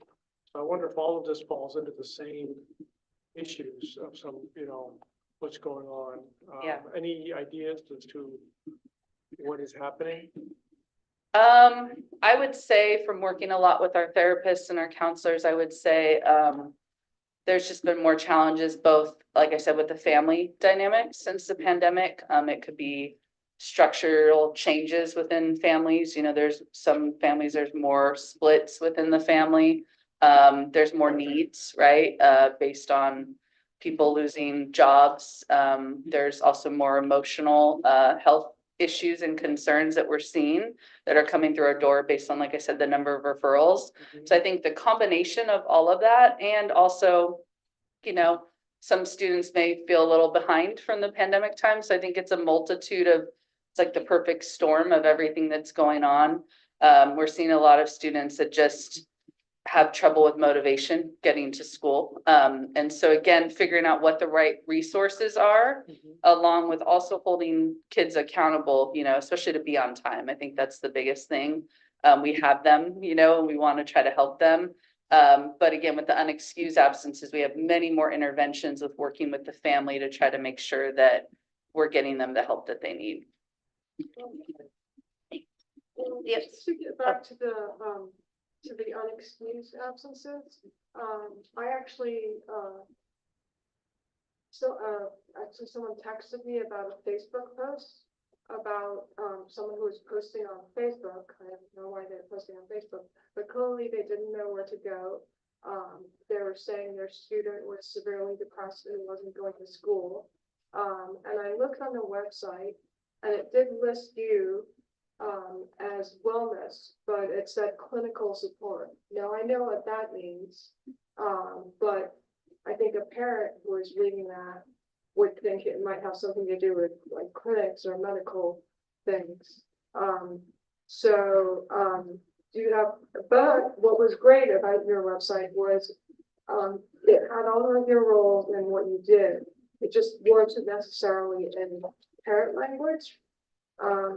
So you may have some parents who may want to call, at least based on the sample size of one, but don't know if they should call you if their kid isn't coming to school because they feel bad. So one of the steps for the unexcused absences that maybe I left out as well, because I didn't mention it for special ed, is my admin assistant who works closely with this spreadsheet with me. She's making calls to all the families and she is getting a lot of information, a lot of feedback that then she shares with us as administrators or counselors. This family would like to meet, this family isn't sure what to do next. And so then we're holding those meetings with the family. So I would always, if you're out there and you're hearing these things, encourage them just to reach out to any of us and we'll get them to the right person for sure. Okay. Well, I guess it wasn't clear to me because it's Facebook and I didn't want to ask. It wasn't clear to me. I think the way this parent was writing is they weren't in special ed. Mm-hmm. So it seemed to be something that they had just recognized, the parent. That can happen with mental health, right? It's the child may have, the student may have had issues all along, but now they've reached the last straw. Mm-hmm. And their last straw is, I'm not going to school. Yes. We have those. And like I said, we definitely do outreach to families with those needs, but we will definitely keep that in mind. Thank you. I have a couple questions on attendance. I don't like the word detention because it does sound punitive. And I know it's supposed to be a consequence, but they have an opportunity to talk over their problems. They have an opportunity to do some homework. If you could add a community service aspect to it or something where they could pick up trash on the campus or do stuff that would be helping others rather than calling it detention. I mean, that's just one. And then also the ASAP thing. Mm-hmm. I don't know. I mean, you're trying to get people to come to school. Now you're going to make them come extra for this SAP. It seems to be counterintuitive that you'd It's want to come after to many, school. many steps. of Well, I understand that, interventions. but it still seems counterintuitive. Somebody that doesn't want to come in the first place is now going extra because of this.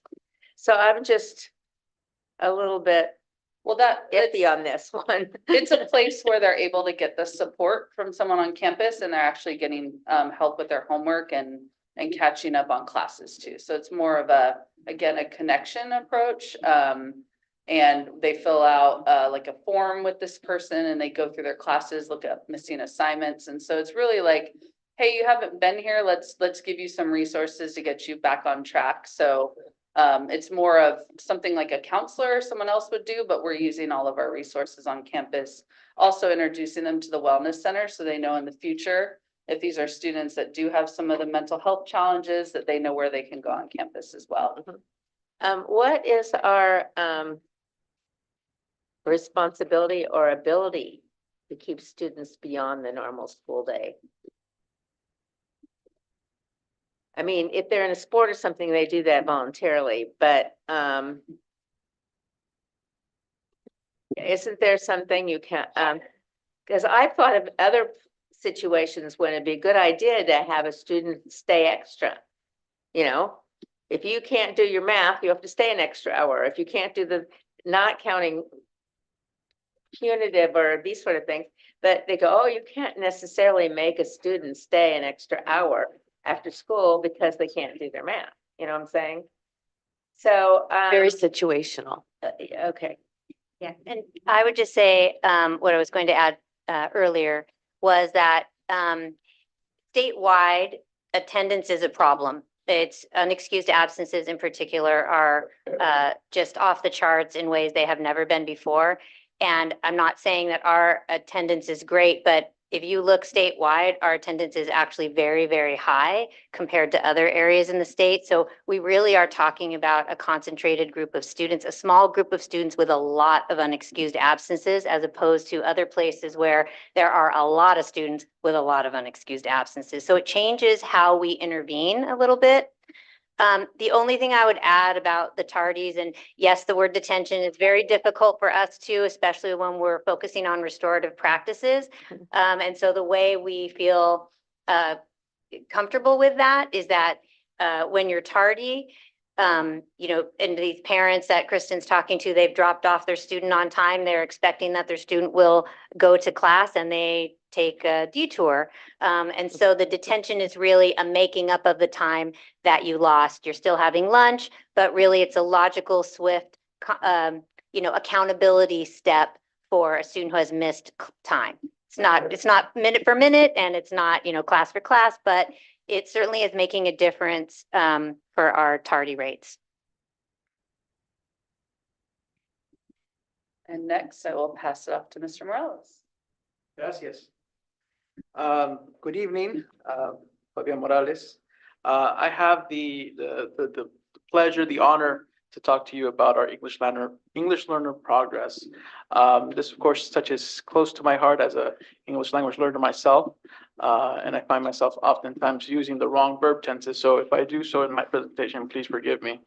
We're really excited in the progress that we're making. We've had an amazing foundation laid by our sister school over at Mountain View. And we continue to refine our process. And I just want to make sure that I, you know, thank my colleague in this process, Daniela Quinones and Terry Font, and the support of you, the board, and the district staff, and just the amazing things that we've been able to do.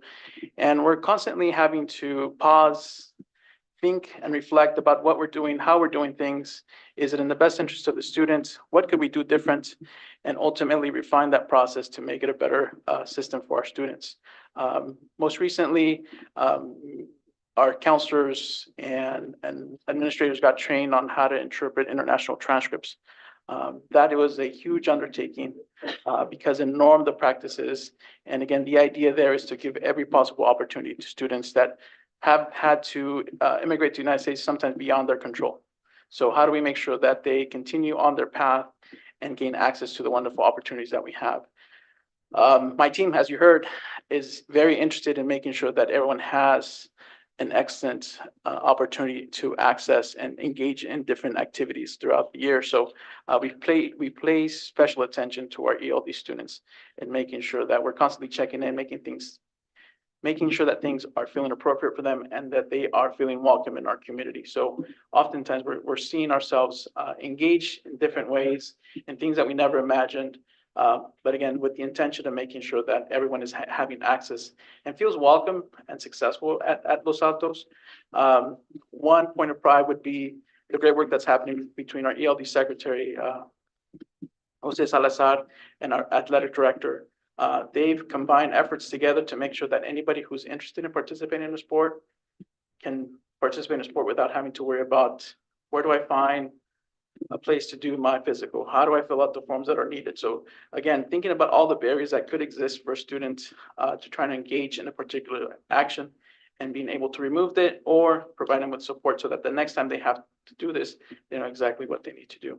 Our staff, amazing staff that we have. Adriana Romero Sanchez, our department coordinator, an alumnus of Los Altos, an English language learner herself, and I are often engaging in conversation about, are we doing the best that we can? What could we do differently? And these are some of these conversations start at, 3:30 in the afternoon. And before I know it, my colleagues are saying, hey, Fabian, are you not going to go home tonight? And 6 o'clock, and we've been talking for a couple of hours. So again, there's a lot of dedication and attention behind the great work that's happening. As a result, Adriana, having been trained as a special ed teacher, is always looking at ways that she can collaborate with other faculty members. So a lot of cross-curricular collaboration that's happening with our staff and making sure that, again, we're providing access and opportunity for our students. We continue to monitor their progress constantly. So we have Petrita Limkin, who comes in and helps us to make sure that we are holding ourselves accountable as much as we're holding the students and making sure that they are meeting the threshold, which is, again, we want to make sure that everyone is accessing their education as best as we can. And when we need to, build in those supports. And again, we continue to consult best practices throughout the district and with our sister partners at other school districts. So last year was our first year where we had a comprehensive ELD program, levels 1 through 4. And we see that what I did here was a snapshot of the California dashboard. So you'll see that there's been, in some ways, not as much progress as we'd like. In other ways, it's accurately reflecting the fact that we do have a more comprehensive ELD program. Prior to last year, our ELD students that we had at Los Altos typically were high range students or level 3, level 4s who had more opportunities that our current batch of students currently do. So again, are we making progress? Absolutely. Are we constantly refining the process? Without a doubt. And again, it's something that we are completely proud of. But again, continued work that needs to be happening in that area. Can you help me understand the data? Yes. What each color means? I don't know that I really follow it. Yes, of course. So on the left, the 22 school year there, you have the students in purple are students who would have started at one particular level and decreased. So they were in ELD 2 level. They took their yearly exams, their LPAC, their English language proficiency exam, and they saw a decrease in their level. Next, we have in 22% there, we have students who maintain at their level. So they didn't make any progress, but just maintain at the same level. Then we have that 1.9% students who maintain at a level 4. So at our highest ELD level, so there's 4 levels, level 1, 2, 3, and 4. And then the last 37% there is students who progressed 1 level. So they went from a 2 to a 3. What we see in 23, we see that we went from 39% to 23%. So those are students who have, so we saw a decrease in students who have regressed. So that's good.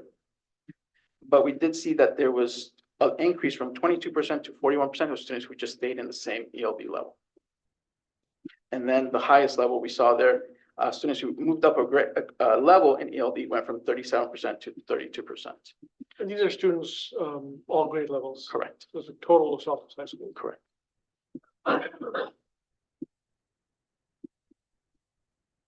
Then just one more question. Sure. When you're having these conversations about what could be done differently and better. Can you just give some specifics on what some of those things are? Absolutely. So, we're thinking about access points, right? Did we place the periods of ELD at particular times that are most conducive and give the most opportunity for students to have as much access to electives as possible, right? So that we're not limiting just a small number of electives for our ELD students. What are some of the cross-curricular things that we could do between English and social sciences? Most of our students, as we begin to talk about world history, oftentimes they come with a wealth of information from their home countries. So how can we implement that into their day-to-day? So it's an added benefit and not a limitation. I have a question, and that is, there's a couple of, my understanding is a couple of well-known, at least statewide, if not nationally, English learner programs that you could probably use pretty much off the shelf. What parts of some of those are we using? Or are we kind of reinventing the wheel on both of our campuses? So I don't think we're reinventing the wheel. We're strictly looking to see, we're really vetting these programs. Daniela Quiñones and Jose Rosario at Mountain View have really taken the charge in looking at the curriculum and how we're implementing it. Last year, we looked at some newcomer curriculum. So these are just recently arrived students. How do we, again, take the capital that they're bringing with us, right, and implement it? And we thought we found something that was really good. And then as it was implemented, we found not so good.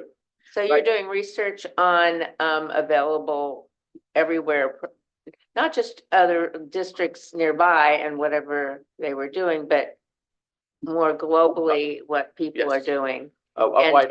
And taking them as they are, or some of them you have to buy. Okay. Yeah. Okay. Yeah.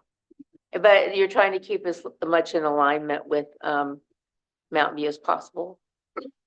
It's true in many other areas too. When was the last time as a district looked at curriculum? Probably a decade ago, which is why we've had we're going on 4 release days for ELP teachers to vet and work on curriculum. It's been quite a while.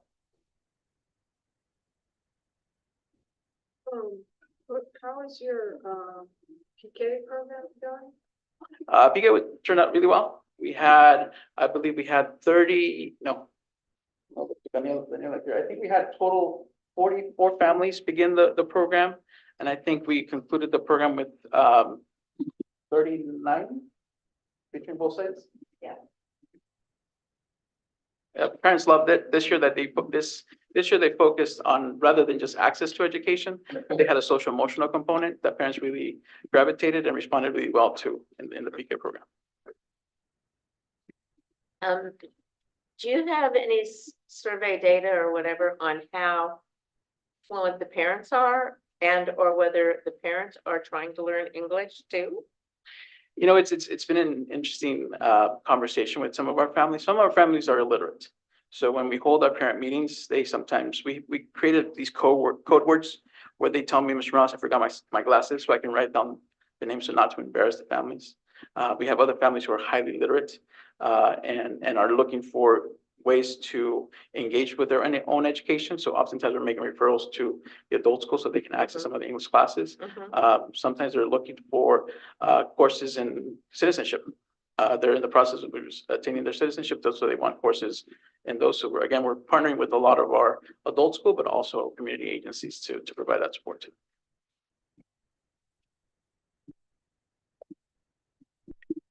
The next step here for us, part of my task here is working with Tracy in developing the master schedule. So for this upcoming school year, we're going to be looking at something a little bit interesting. We're going to be looking at how we can create systems for teachers' collaboration within their school day. So we're looking to create course team common prep periods.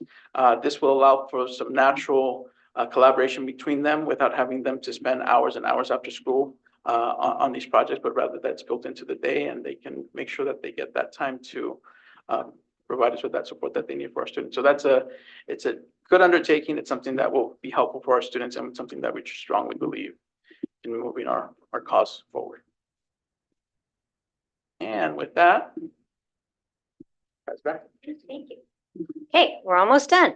So our insights that came out of this process of looking at our areas of strength and our areas for growth really were that our focus this year has helped us in making decisions and looking at where we can improve in all areas. And so this visual really shows that, you know, equity is the center of what we're doing, and we're using that as our lens to look at our learning, which would be things like our English learner progress. How is equity connected to learning? How is it connected to having course teams have time to work together? How is it connected to students' loss of time if they're absent or tardy? Similarly with wellness, when Kristen's talking about attendance and tardies, it's through this equity lens, and how do we focus on the wellness of all of our students? So just as an example, we have, of course, our graduate profile that also has equity as a very strong component in all of the areas. Diversity, equity, inclusion, and belonging are what we're talking about when we think about student leadership. How are all students being represented in our ASB and leadership, whether it's dress-up days or rallies or our clubs? Our course selection process this year, as we described, each student is meeting with a counselor. We want to ensure that there is equity of access to counselors for every student when they're choosing their courses. Our policies, behavior, academic, attendance, wellness, our professional development, and our self-study that we're going through right now for the WASC process all have equity at the center, and we're looking at how that's impacting our learning and wellness. And that's it for Los Altos. Thank you. Thank you very much. So I want to let the student board members, if you need to go, I know it's getting late, so if you guys feel free, Sadie, Christoph, if you guys need to take off. Yeah. Good plan. Go steady. I did have a question, which is how does the graduate profile relate to your mission, vision, and school-wide learners' outcomes? Are those going to be integrated at some point? Because, I mean, there's similar language, but the graduate profile has specific language in it. Yes, I think through this self-study process, we may be revising our recs, which are sort of like the graduate profile for our students at Los Altos High, to have those be, I think, a little more specific, like the graduate profile. Right now, it's pretty general. You know, 21st century skills, for example, is one of our goals for students. And I think we can incorporate more of what the work we've been doing in those. So that'll be an evolution in terms of our rollout of the graduate profile and our self-study. Thank you. Yeah. Thank you very much. Okay. Thank you. Thank you.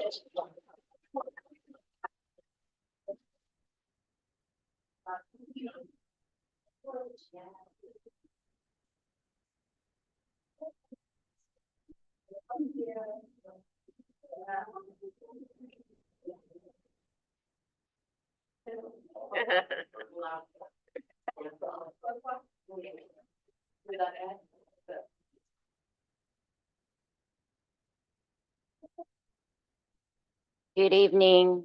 Thank you, board members and cabinet and Dr. Meyer for giving us this opportunity. And also the community that is tuning in. We organized this presentation into 3 parts, starting with the earned review, where we highlight some of the points of pride or our work for this year.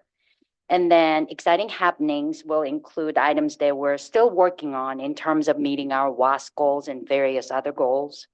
And then last section is looking ahead. We'll end with the plan for the remainder of the school year. And I'm going to turn it over to Mr. Robel. Good evening, excuse me, I had to catch my breath there. Good evening. It was so amazing to start with our student of the months about an hour ago, because those 2 individuals represent who we are and what we do. It's awesome. I was in tears in the back because those two specifically just have done a lot for our school this past month. And so I want to start off by saying that we have made an effort to be more inclusive, not inclusive in the special education terminology that you heard, but inclusive more of in the light of everyone involved. How can we make a shift in our work, in the work that we do with students and the work that we do with our staff to be more just proactive and being more inclusive? And so ASB has made that shift. We've made a shift from Spirit Weeks, Spirit Days to something that everyone can turn inside of their closet and bring to school and wear and be in a picture, not a cartoon character or a sailors versus pirates. We had a Spirit Day a couple years ago. Who has a sailor hat in their wardrobe? But yet let's have a blackout or a whiteout or a class color day or a jersey. A lot of people have a jersey, but yet again, make that shift to think of who our students are. You don't have to go shopping for a Spirit Day, but yet turn to what you have and be a part of a greater good that we have in our student body. So ASB is continuing to just make that shift on our site. I spoke of our students of the month, and Iman was a huge part of the work that happened a few months ago, but her words this evening were just really hold hands and stand in solidarity. That's our students at work, and that's why we are proud to stand up before you and say the students of MVHS are amazing young men and women and just members of a greater good. These are unity events that the students wanted to put on themselves. This happened back in the fall. When we have a global concern that arise, we stand back and we just let the students stand up. And it was awesome to see.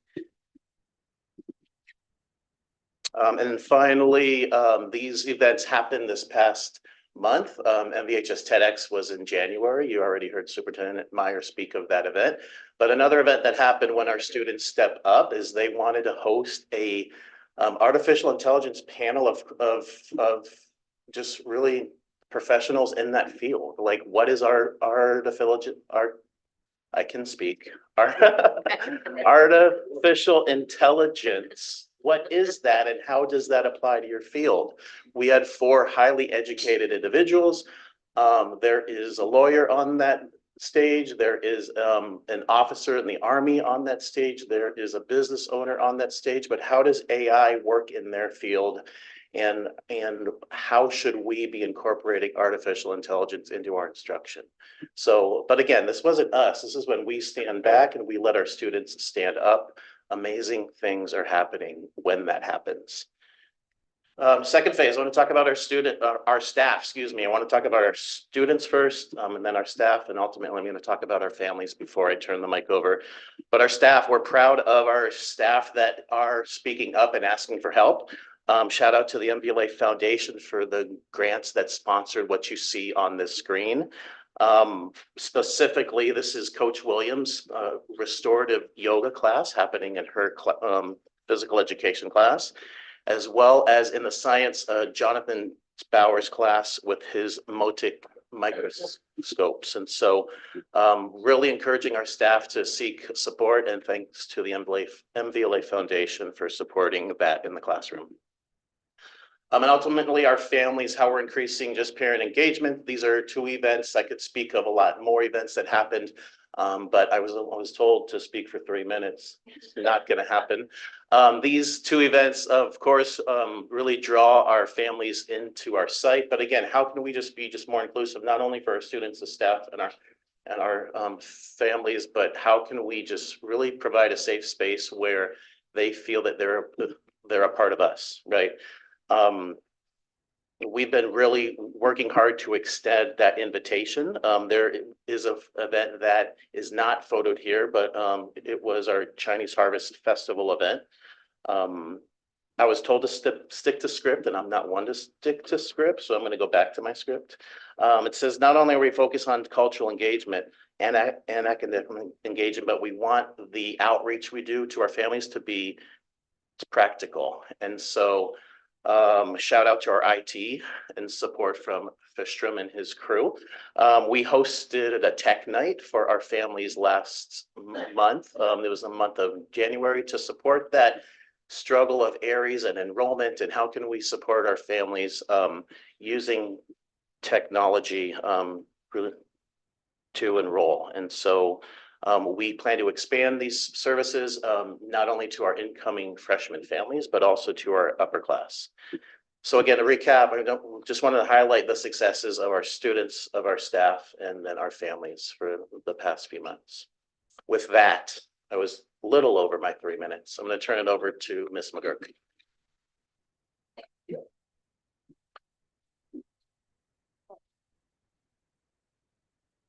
All right, well, I'm definitely not the fastest of us, but I will do my very best. So good evening, thank you for having us. I am very excited to talk about some of the exciting things that we have going on at MVHS right now. And specifically this evening, we're looking through the district lens as well as our site lens of excellence, equity, and engagement. So it is difficult to accomplish excellence if we are not getting kids very basically engaged at school by attending on a regular basis. So we've spoken with you before and you've heard from Los Altos, so I won't belabor the point, but attendance continues to be an area of focus because we can't serve kids who aren't coming to school, very simply put. And so you'll see up there, there's a whole list of things and initiatives that we are using, kind of a multi-tiered, all hands on deck approach. I do want to highlight a couple of points of pride. In the last 3 years, we have seen slight growth in attendance. I mean, we were talking single percentage points, but as Tracy noted, you know, when we're talking about attendance rates that are already quite good, a single percentage point is excellent. I did want to highlight, we've had a percentage growth in our EL attendance, and that has been a specific area of focus for us, so that is a point of pride. And then I wanted to highlight a new initiative that's come largely through the work of Heather Morelli and David Marroquin, one of our school counselors, that's been funded by our school site council, which is On Track. It's our attendance intervention group. And so we have selected a cohort of students. There were 24 who attended our second cohort, and it's focused on goal setting, recognizing attendance patterns, building in healthy attendance habits, and then building community. So giving students an opportunity to build connections with their peers, to learn from their peers, and then to build connections with trusted results. Or trusted adults, sorry. And I'm super happy to be able to share half of the participants in this group improved their attendance, and we had 6 participants in a 4-week session that are currently at 100% attendance rate. And so, well, it's a small sample size at this point. We're excited to see positive results and are looking forward to expanding that to include other students in the future. You heard from one of our on public comment from a family about inclusion, and so I wanted to take a moment and talk about something that is a point of ongoing focus for us, as well as, in my opinion, a point of pride. So I know you had our special education department here last week talking a little bit about co-teaching. So at Mountain View, in the past 3 school years, we've made a 70% increase in our co-taught sections and an 89% increase in our co-taught seats. So effectively, what that means is we are able to serve students in the general education curriculum more appropriately and robustly, giving more students the opportunity to access general education alongside their peers with the appropriate supports that they need in order to meet the goals of their IEP and to be able to access the curriculum. I did want to provide some clarity, I suppose. The goal of co-teaching is not to eliminate special education classes altogether. It is our responsibility in special education to provide students access to a full range of services that meets their needs. But again, our goal is to increase our LRE numbers. I'm very proud, and I know our team is proud to be part of the solution that's brought us since 2018, 2019, from 39% LRE to 51%. It's not an insignificant amount. We still have work to go, obviously, but we're super proud of the changes. And we're also very grateful to the district in providing the kind of robust support and professional learning as we onboard more co-teachers.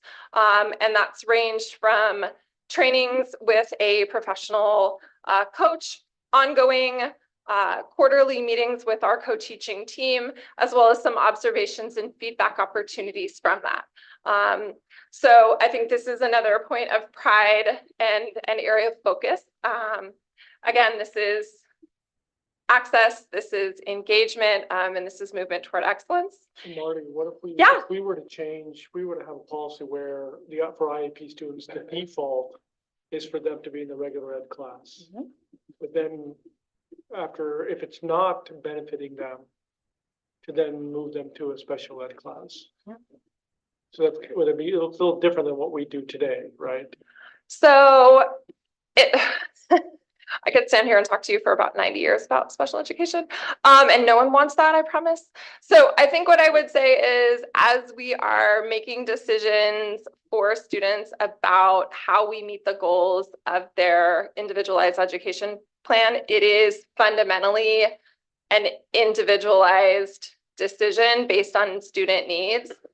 That said, I think one of the beauties of co-teaching is that it does afford more students than in the past the opportunity to access a general education class than perhaps had been so in the past. So I think that's been super exciting. So I think my answer is yes, and if that helps.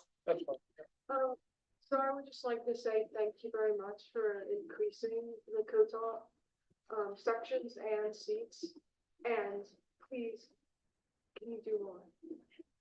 We are trying our hardest, and to that end, thank you for that very lovely segue. So with the exception of a single science class that we are hoping to expand into in the next, ideally 1 to 2 years, we now offer co-taught classes in every single core graduation area.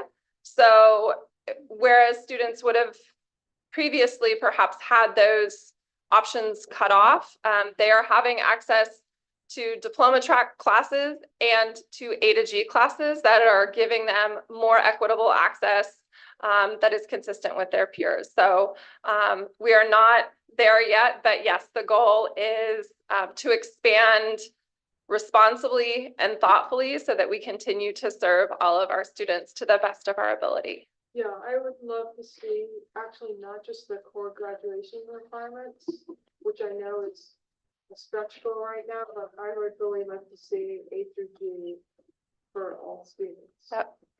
Yeah. I'm in it for the long haul. All right, and now I'm very happy to turn it over. May I have one comment to Oh, that? yeah, absolutely. Robin LaSalle, Dr. LaSalle, that spoke to family partnership, which he had mentioned last week. Statistically, we have very few students in the entire district, and they're the ones that would be getting certificates of completion rather than graduate. In any case, the rest of the students should be able to do this with the proper supports. Meet the graduation requirements, and furthermore, mostly meet A to G with very few exceptions. Yeah, I don't disagree. Marla? Good evening, everybody. So I have the pleasure of talking about data. So one of the things that we're going to look at is our school-wide instructional practices. As you may have heard, we've been training district-wide on constructing meaning, which is an EL Achieve program. I know that was being discussed earlier as a way for all teachers to learn more about how we can scaffold language supports for all levels of language learners and for all students. So one of the things we did at the beginning of first semester was we asked for walkthroughs. This year, we did this last year, but this year we intentionally asked for mixed department walkthroughs so that science could go with English and math could go with social studies. And we would mix things up, world languages, arts, so that we could see how we could start implementing constructing meaning in all levels with all classes. And our focus, as you can see on the walkthrough guide that we used, is one of the constructing meaning standards, which is creating environments that promote learning, really trying to get more students to just speak in class as kind of a baseline, because we were finding that some of our students that aren't as confident in the language weren't speaking very much in class. So this was our primary focus for the walkthroughs this year. I don't really get what you do on the walkthrough then. Exactly. So a walkthrough is a 10. Well, I mean, I know in general you walk through, but I mean, and this is your goal, but I mean, what does it actually look like when you go into a group for a walkthrough? So when we're going in, we're trying to observe if students are speaking, at what level students are speaking, what different things teachers are doing to encourage students to speak. Those are basically the three. So you have like a little checklist or something that you're saying, Correct. That's what's happening in this classroom compared to this is what's happening in that classroom. Exactly. And so how do you do the two departments? So every teacher would walk through with this checklist here. They would each observe the same thing. They'd walk through 3 classes typically, and then they'd share their notes and see if they found some of the same things or observed some of the same things based on their training. So they're each observing each other, not Correct. just you guys observing. Correct. Okay. Next thing was looking at a couple of things that we've been trying on campus to support students. We added a diagnostic online learning, online reading assessment. Its acronym is DORA. We did this because we were finding, particularly when we had students coming in that had to be tested, we wanted them to start school right away, but sometimes we didn't get the test results for what level they should start at. So while we were waiting, we had this diagnostic, and it did help reduce the amount of schedule changes that we had to make for students while they transition. This has been a positive addition along with the STAR Renaissance that we continue to use to establish reading levels. So it helps teachers have a good gauge of where they can start with students. Secondly, credit recovery using our Apex platform. We started that second semester last year with 50 accounts. We had 20 students earn credits as well as 8 students graduate on time from the benefit of that program. So we now currently have 150 accounts, and we are seeing positive results. The reason we use the Apex platform is that it translates and it provides an opportunity for teachers to collaborate with the classes that they were struggling in so that students don't have to start a class all over again. They can earn partial credits and regain the credits they lost through mastery. Last thing with the supervised study, we just wanted to do some more intentional kind of fundamental things as we were talking about, because the pattern tends to be students that struggle with attendance and tardies as well as struggling with their grades. So we kind of went back to the basics. And so we use a 4-point system to track every week how students are doing. They have to reflect on their own progress. And you'll see most of the students start at a 1.5 GPA or less. And we have been working with them through the semester. 39% of the students are reclassified English learners. 39 are long-term English learners, and 21% are English only or native speakers. But as you can see from the quarter one to semester one progress, we found that doing the weekly progress monitoring with using those 4 points has made substantial gains for those students. They are now AVID eligible, they're now college eligible, and the average GPA improvement is 0.9, which is very significant for a semester. So we've seen very positive gains from the program. Thank you, and I'm going to turn it over to Daniela Quinones. You. What I will speak to is I will add on some of the things my colleagues have shared about our expansion of an inclusive educational environment. And one of the points of pride is really our continued focus on equity, holding students at the center. And that is also one of our WASP goals. So Marty already touched on this, so I won't go into too much detail, but one of our points of pride in expanding the inclusive educational environment is the expansion of our co-teaching sections. And also it translates over to how we support our English learners. So in the picture here, you see our group of reclassified students. So we were able to reclassify 20 students this school year and also take some field trips. So on the left, you see students exploring the vegetable gardens of Filoli Gardens, thanks to a wonderful grant opportunity that we got. But this has definitely been a year of transition for our ELD department.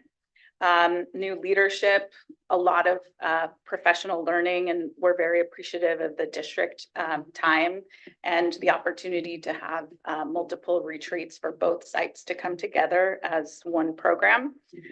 We've done a lot of data diving, like Los Altos shared some of their data, and also we've had a lot of collaboration, a lot of very hard conversations about our data, and it has really inspired some systemic and structural change in ELD. So this is really all in an effort, again, as we mentioned, to provide a more inclusive educational environment. So one of the things that came out of our hard conversations is why? Why does the data look the way it does? And with that, we decided that some of our SEDI offerings maybe were not the most inclusive. And so we are looking at next year to reduce our offerings in SEDI from 4 to just 1 in the next school year. And this allows more students to take grade level core classes. So we're placing ELD 4 students in grade level English, social studies, and science, and in grade 9, ELD 3 students in grade level English and in ethnic studies. So students will have access to the mainstream classes as early as ELD 3, and definitely ELD 4 is where we open that up for students. And we've also worked with our core content course teams in supporting our teachers so that they can increase the academic language support for all students, but really focus on our English learners. So this year we did a comprehensive audit of our survey curriculum with the English department. And that has been really great, really hard work. And we look forward to expanding that to support teachers and other course teams next year.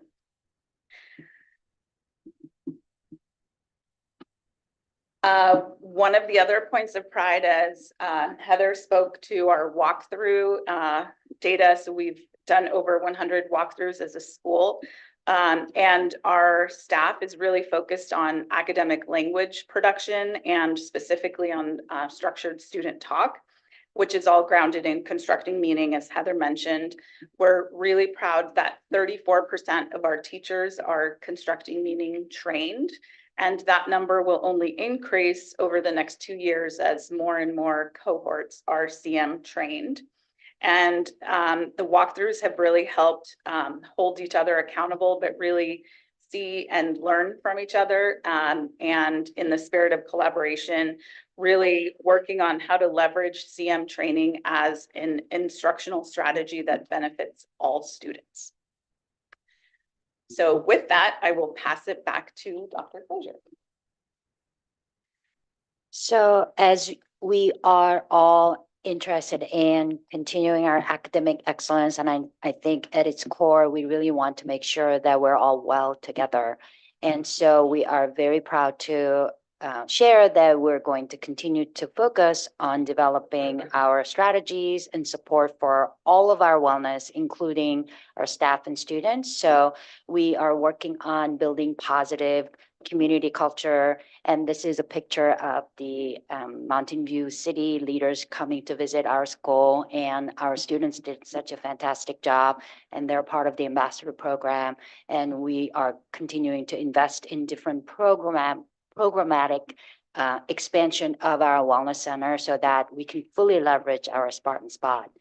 And I thought that it would be so nice to end this presentation with this beautiful rainbow. One day I was walking on campus and I saw this rainbow after rain, and I thought this is going to be our year to have such wonderful school. And I was very thankful. So I just wanted to share that joy with you. So thank you for having us.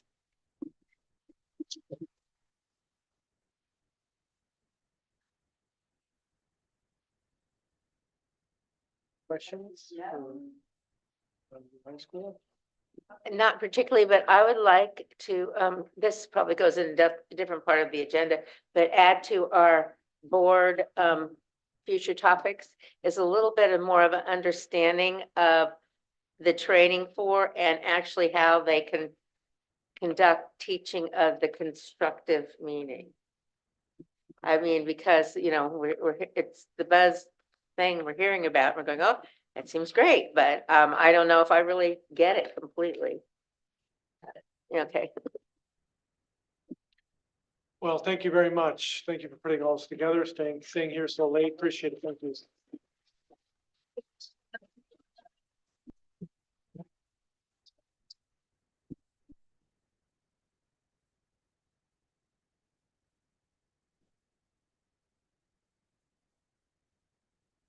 We're gonna have our APs take off for the zone behavior tonight.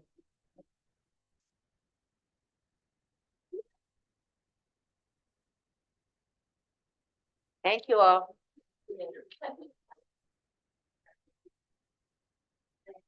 Oh, can you get the slides? Thank you. I think they were attached to the agenda. No, not the slides. Okay. Well, no. Slideshow. Yeah, the slideshow. The slideshow was not. Well, the rental would be nice, but it's not gonna print out. Yeah, some of the data. That way you can have the ring. Okay.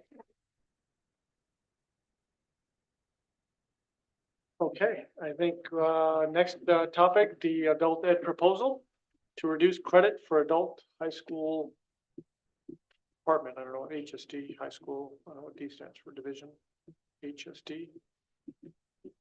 Okay, anyways, adult HSD. Yes. So, Okay. What you have before you is a recommendation to change the credits in adult education and the documentation that and rationale was provided by adult education in response to a consortium that they're a part of where all of the other adult education programs within their program are shifting to a lower total credit, but maintaining the core important skills within the core subject matter credit. And I just want to thank Director Julie Vo, who put together data and review. And in fact, her report is being, I'm sure you're not surprised, it's being used as a model for other districts who are looking at doing this as well. So Julie is here available if there are any questions. I do want to say we had long ongoing discussions between Ed Services, my office, and adult education, because initially the first instinct is to say, no, we want to go higher, not lower.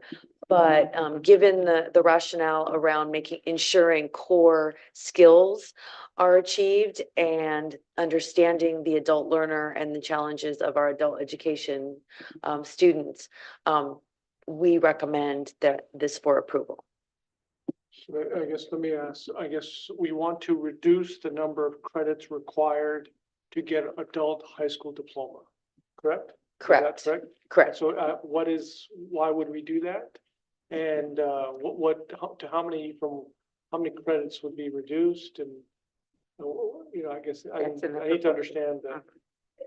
Would you like to come up to the podium? And I believe also we have it in the documentation that was attached. Thank you, Julie. Good evening, everyone. And I just wanted to thank our board for considering this proposal. The reason behind this proposal is for equity purposes. If you look at the enrollment data, I've been watching these trends for the last 4 or 5 years, and I've noticed that there's been a steady decrease in the number of students who have been registering for our high school equivalency and adult high school diploma programs. And the reason being that our district is one of the few that requires 200 credits for graduation. That's 50 to 70 credits higher than any local adult school in the area. The only adult school that is close to what we have is Fremont Adult School, who's asked to review this proposal as well, and they're going to their board as well to reduce the number to 150 credits. Reduced by 50.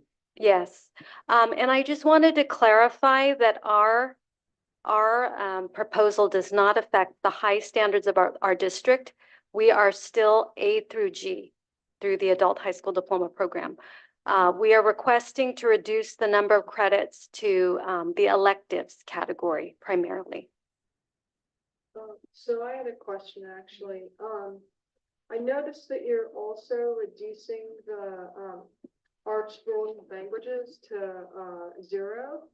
And your reasoning is the lack of variety.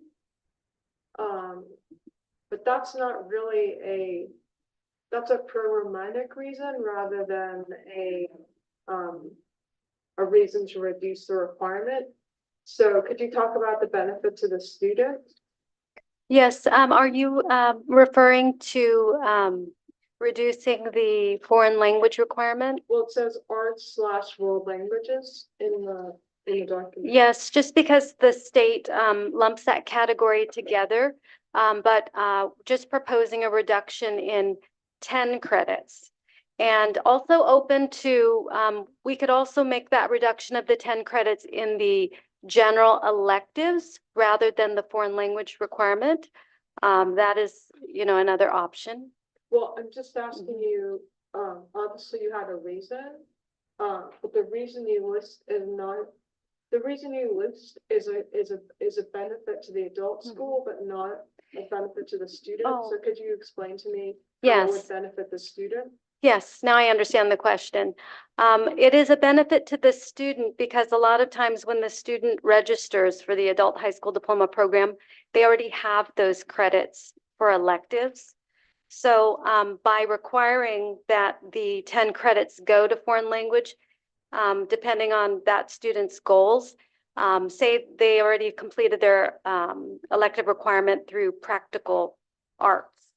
Say they took CNA, for example, that would apply towards their high school credit requirements. Does that make sense?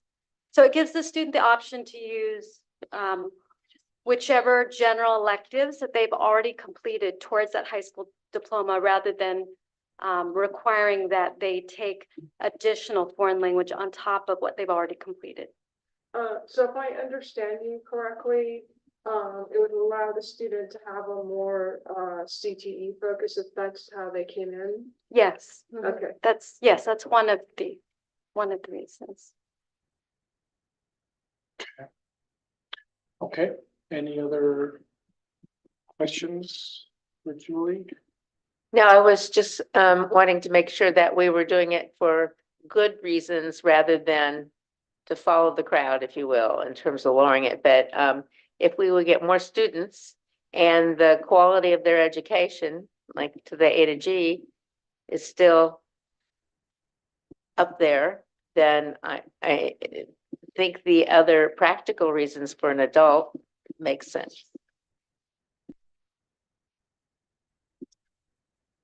Okay, I think. I move that we accept the adult proposal to reduce the credits for adult high school diploma.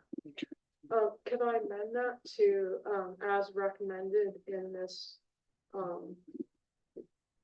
reduce adult high school requirements at MVLA document?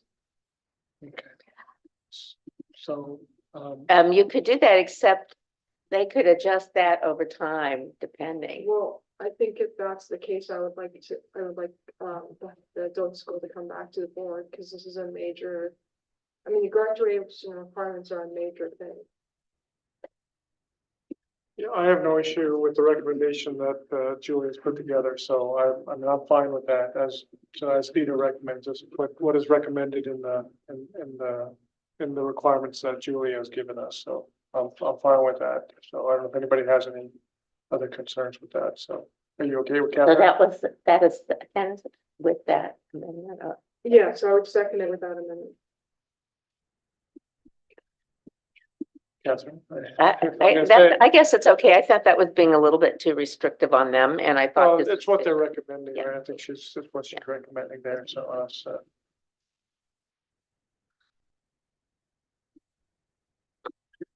Yeah, I'm recommending what, yeah. is though is recommended. I know, Just to clarify. so I'm just, so Catherine, you can.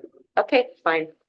Okay, moved by Catherine, seconded by Theta to approve the adult ed proposal as written by our adult director for the adult high school diploma. So all those in favor? Aye. Aye. Vote passes 5-0. Congratulations. Thank you, Julie. Thank you.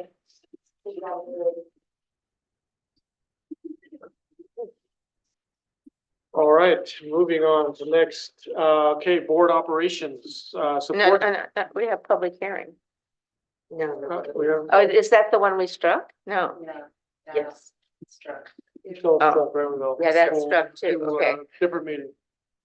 Okay. Am I okay? Yes, you're good. I thought we struck something from consolidated. You know, that it was mis kind of labeled in there. Okay, all right. All right, now I get it. All right. Okay, let's move on to 18-0 board operations, board suggestions for future board meetings and reports.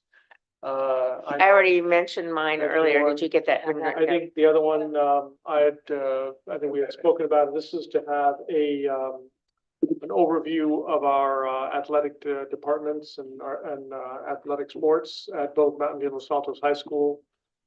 We can just understand, what all the sports are, the impact, what sports are impacted, both with regard to boys and girls, as well as overall impact, what can be done. Impacted meaning like what is, like basically we can't accept any more students, not, what are the sports that basically this, yeah, cut no cuts, so these, so many students that can't even, can't even participate, right? So how many sports are completely open, basically anybody can, has that been reduced? I think, cause I know I've heard some issues from parents about it, so I just want to get a status of where we're at. That's one thing I like. Right. Well, as you know, I sent you some things about special education follow-up. So I would like to have a follow-up meeting on that.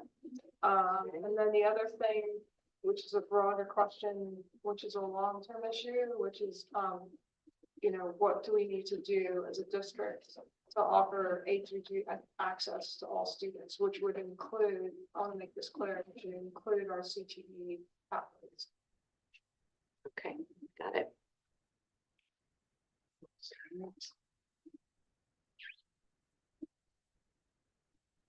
Great items. And all right, anything else? Okay, so date, time, and Place for the next board meeting is, March 4th? it is March 4th. So one thing I was gonna ask about that, because I went on the MVLA calendar, right? Board calendar, it's empty. There's nothing there.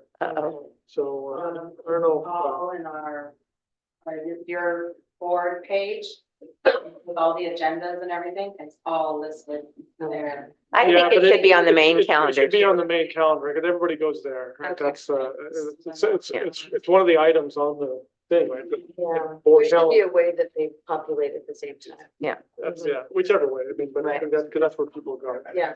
That's where I. We can fix that. Bob said he'll give me access. All right. Okay. We have a motion to adjourn the meeting. So it moved. Catherine?